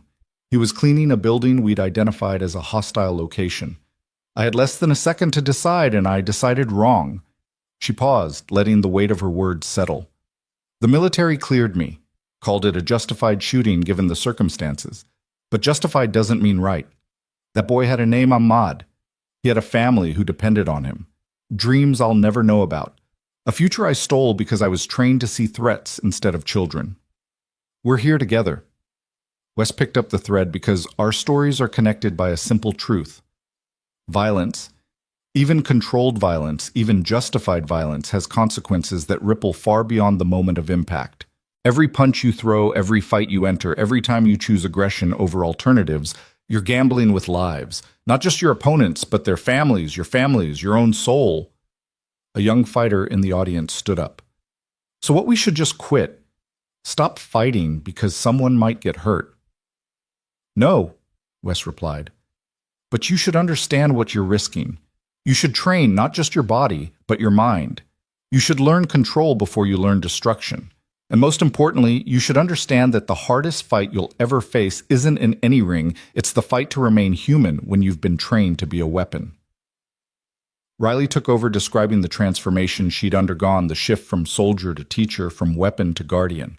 She talked about the children's self-defense classes at Chen's boxing, about teaching kids to be strong without being violent, confident without being aggressive. Real strength, she said, isn't about domination. It's about choice. The choice to help instead of hurt, to protect instead of punish, to walk away when walking away is the harder path. They alternated speaking for the next hour, weaving their stories together, showing how tragedy had led to transformation, how the worst moments of their lives had become the foundation for something better. They didn't glorify their past or wallow in guilt. They simply presented the truth of what violence cost and what choosing differently could create. When they opened for questions, hands shot up throughout the auditorium. "How do you live with the guilt?" asked a fighter who looked to be in his 30s, old enough to have his own regrets. "You don't live with it," Wes answered. "You live despite it. You wake up every day and choose to be better than you were. You use the guilt as fuel for change, not as an excuse for paralysis." "What about self-defense?" a young woman asked. "Are we supposed to just let people hurt us?" "Protecting yourself is different from seeking violence," Riley responded. "But even in self-defense, the goal should be to neutralize the threat with minimum harm. Every technique should have an off-ramp, a point where you can choose to stop if the threat diminishes." An older trainer stood up, his face weathered by decades in gyms. "I knew Chen Wu. He was a good man. Would he approve of what you've done with his gym?" Wes smiled for the first time since taking the stage. "Chen once told me that the best fighter he ever trained was the one who chose never to fight again. He said true victory was knowing you could destroy someone and choosing not to. So yes, I think he'd approve. I think he'd be proud." As the formal presentation ended and people began to approach the stage with individual questions, Wes noticed a woman standing at the back of the auditorium, older, wearing black, her face drawn with grief. Something about her posture, her presence made his blood run cold. She walked forward slowly, the crowd parting unconsciously before her. When she reached the stage, she looked up at Wes with eyes he recognized. They were Miguel's eyes, the same shape, the same color. "You're Miguel's mother," Wes said, his voice barely a whisper. "Rosa Reyes," she confirmed. "I came here because I heard you would be speaking about my son's death." The auditorium fell silent again, everyone sensing the weight of this moment. "I'm sorry," Wes began, but she held up a hand. "I didn't come for apologies," Rosa said, her voice carrying surprising strength. "I came to see the man who killed my son, to understand who you are now versus who you were then." She studied his face, then looked at Lily, who had moved closer to her father protectively. "This is your daughter." "Yes, Lily." Rosa's expression softened slightly. "She's beautiful." Miguel would have had a daughter by now. "Her name is Esperanza. Hope. Her mother chose it because even in tragedy, we must have hope." "Mrs. Reyes," Wes started again, but she continued. "I hated you for so long, wished you dead, wished you suffering, wished every horrible thing upon you. But hate is heavy, Mr. Dalton. It was killing me as surely as you killed Miguel. So I came here to see if you were worth forgiving." The entire auditorium seemed to hold its breath. "And?" Wes asked, though he wasn't sure he wanted to hear the answer. "You've suffered," Rosa observed. "I can see it in your eyes. You've carried Miguel's death, haven't you? Not just as a memory, but as a weight. Every day." "Good," she said, and there was no cruelty in it, just acknowledgement. "He deserves to be carried, but I see you've done more than suffer. You've changed. You're teaching others to avoid your mistakes. That's something." She reached into her purse and pulled out a photograph, Miguel in his fighting gear, young and confident and alive. "This was taken a week before he died," she said, handing it to Wes. "He was so proud, so sure he was going to be champion. He didn't know how to be afraid, and I never taught him because I wanted him to be strong." Wes looked at the photo, seeing the young man not as the opponent he'd destroyed, but as someone's son, someone's hope. "Keep it," Rosa said. "Let it remind you that everyone who steps into a ring is more than a fighter. They're someone's child, someone's love, someone's future. Teach that to your students." She turned to leave, then paused.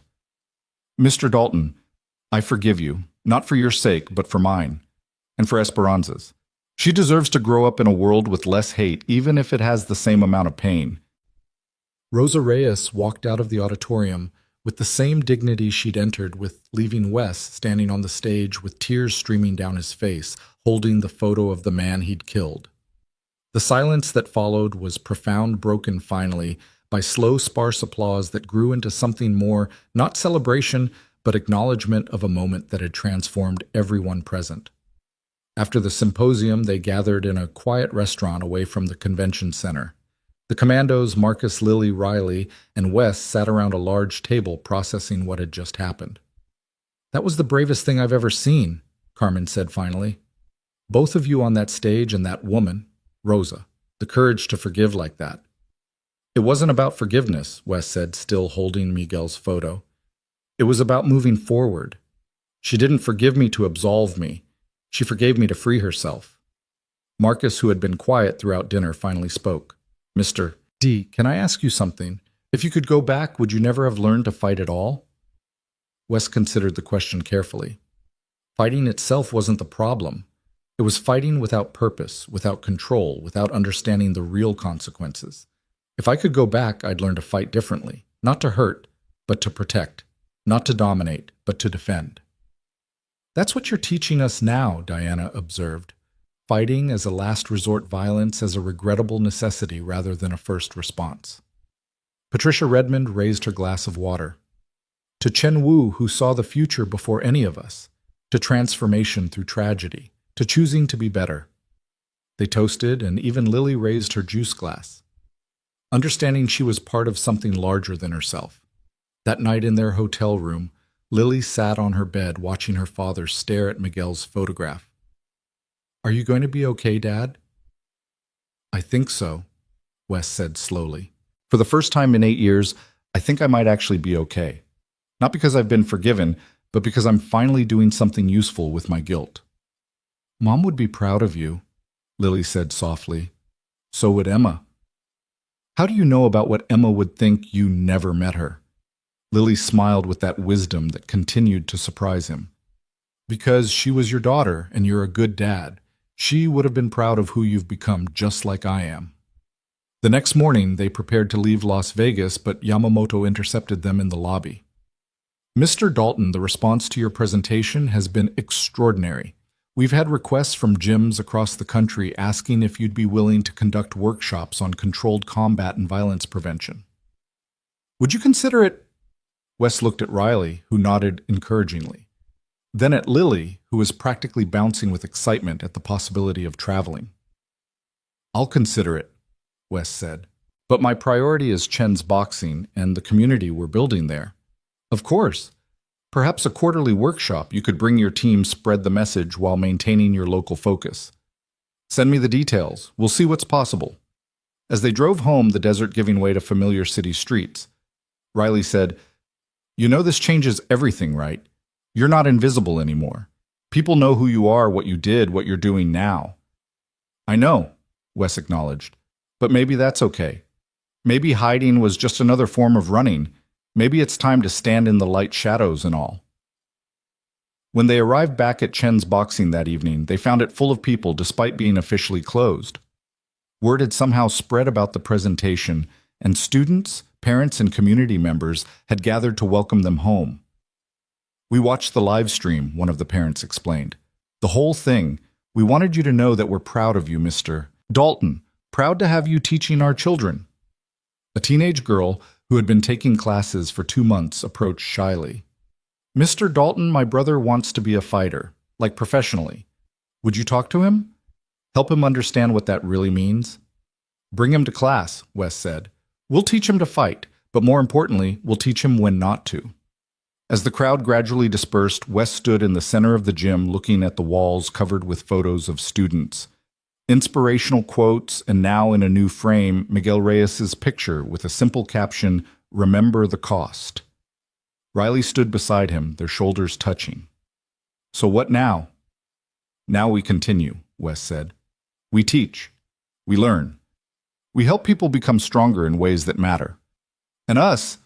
Riley asked the question carrying weight beyond the professional. Wes looked at her. Really looked at her, seeing not just the soldier or the student, but the woman who had walked beside him through his journey back to the light. "We continue too," he said softly. "Whatever that means, however that looks, we continue." Lily appeared beside them, having changed into her training clothes. "Are we doing evening class or not? Marcus and the guys are waiting." Wes smiled, pulled from the heavy moment by his daughter's practical energy. "We're doing class. Riley, you want to help me demonstrate the new defensive sequences?" "Always," Riley replied. As students filed in for the evening session, Wes felt something shift in his chest, a loosening of bonds he'd wrapped around himself for protection. He wasn't the angry fighter anymore. He wasn't the broken father hiding in janitor's clothing. He wasn't even just the teacher trying to atone for past sins. He was all of those things, and none of them. He was simply Wes Dalton, a man who had fallen as far as a person could fall and chosen to climb back up, not to his former height, but to something different, something better. He was a father, a teacher, a friend, a man still learning how to transform pain into purpose. The evening class began with meditation, as all classes now did. Wes led them through breathing exercises designed to create space between impulse and action to find the pause where choice lived. Remember, he said, his voice carrying through the gym, every technique you learn here is a tool. Whether that tool builds or destroys depends entirely on how you choose to use it. We're not creating fighters. We're creating people who happen to know how to fight but choose not to unless absolutely necessary. As he watched his students, former gang members learning discipline, soldiers learning restraint, children learning confidence, adults learning that strength came in many forms. Wes understood that Chen's dream had finally been realized. The gym was no longer a place where people learned to hurt each other. It had become a place where people learned to heal, to choose to be more than their worst impulses. Marcus was working with a new student, patiently showing him the same basic stance over and over, exhibiting a patience he'd never had before his transformation. Carmen was helping a middle-aged woman overcome her fear of confrontation through controlled exercises. Patricia Redmond, on leave from the military, was teaching meditation to a group of teenagers who hung on her every word.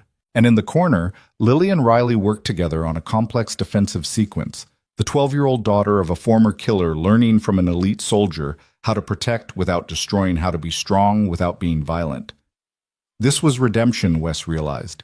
Not erasure of the past, but transformation of it into something useful. Miguel Reyes was still dead. That would never change. But his death had led to this, a place where others might learn to avoid the tragedy that had destroyed 2 lives that night in Phoenix. "Dad," Lily called out, "show everyone that combination you taught me yesterday, the one that's all about redirecting energy." Wes moved to the center of the mat, and his students gathered around. As he began to demonstrate, he caught sight of himself in the mirror. The man looking back was older, marked by loss and weighted by responsibility. But he was also lighter somehow, no longer hiding, no longer running. "The key to this technique," he explained as he moved, "is understanding that your opponent's energy doesn't have to be met with opposing force. It can be redirected, transformed, even dispersed. Just like pain doesn't have to be met with more pain. It can be transformed into understanding, into compassion, into growth." As he taught, Wes felt Chen's presence in the gym not as a ghost, but as a legacy alive in every lesson, every choice to be better, every young person who learned that true strength had nothing to do with domination and everything to do with choice. The class continued late into the evening, no one wanting to leave the sanctuary they'd created together. As the last student finally departed and they began cleaning up, Wes found himself standing before Miguel's photo. "I'll carry you," he whispered to the image. "Always.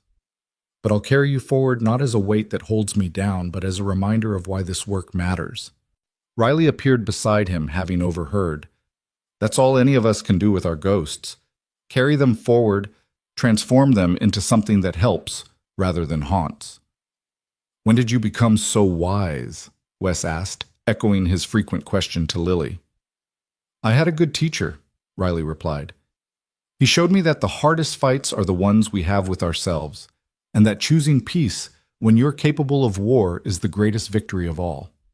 As they turned off the lights and locked up, Lily took both their hands, linking the 3 of them as they walked to the car. Above them the stars were visible, despite the city lights, each one a distant fire burning in the darkness. "Mom would have liked this," Lily said suddenly. "All of it. The gym, the teaching, the way you've both found each other through helping others." Wes and Riley exchanged glances over her head, acknowledging what Lily had seen before they'd fully admitted it to themselves. They were more than teacher and student now, more than friends, united by shared purpose. They were something new, something still forming, something that had grown from the soil of tragedy but bloomed into possibility. Yes, Wes agreed, squeezing both their hands.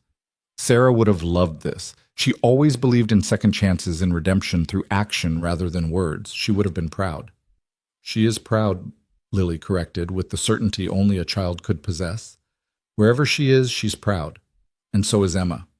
And Mr. Chen, and maybe even Miguel in his own way. Because look what his death created, not more violence, but less. Not more anger, but understanding. That's the best memorial anyone could have. As they drove home through streets that had once seemed full of threat and judgment, but now felt like Community Wes understood that his journey wasn't ending but transforming into something new. The symposium had been a watershed moment. Rose's forgiveness, a gift he hadn't earned but would honor, and the gym's evolution into a true community center was Chen's dream realized. But more than that, he had found his way back to himself. Not the self he'd been before tragedy struck, but a new self forged in the crucible of loss and chosen rehabilitation. He was a father who no longer hid from his daughter, a teacher who taught from experience rather than theory, a man who had learned that strength wasn't about what you could do, but about what you chose not to do. The ghost of the angry fighter would always be with him, just as Miguel's death would always be part of his story. But ghosts could be teachers too, reminders of roads not to travel again, guides for helping others avoid the same dark paths.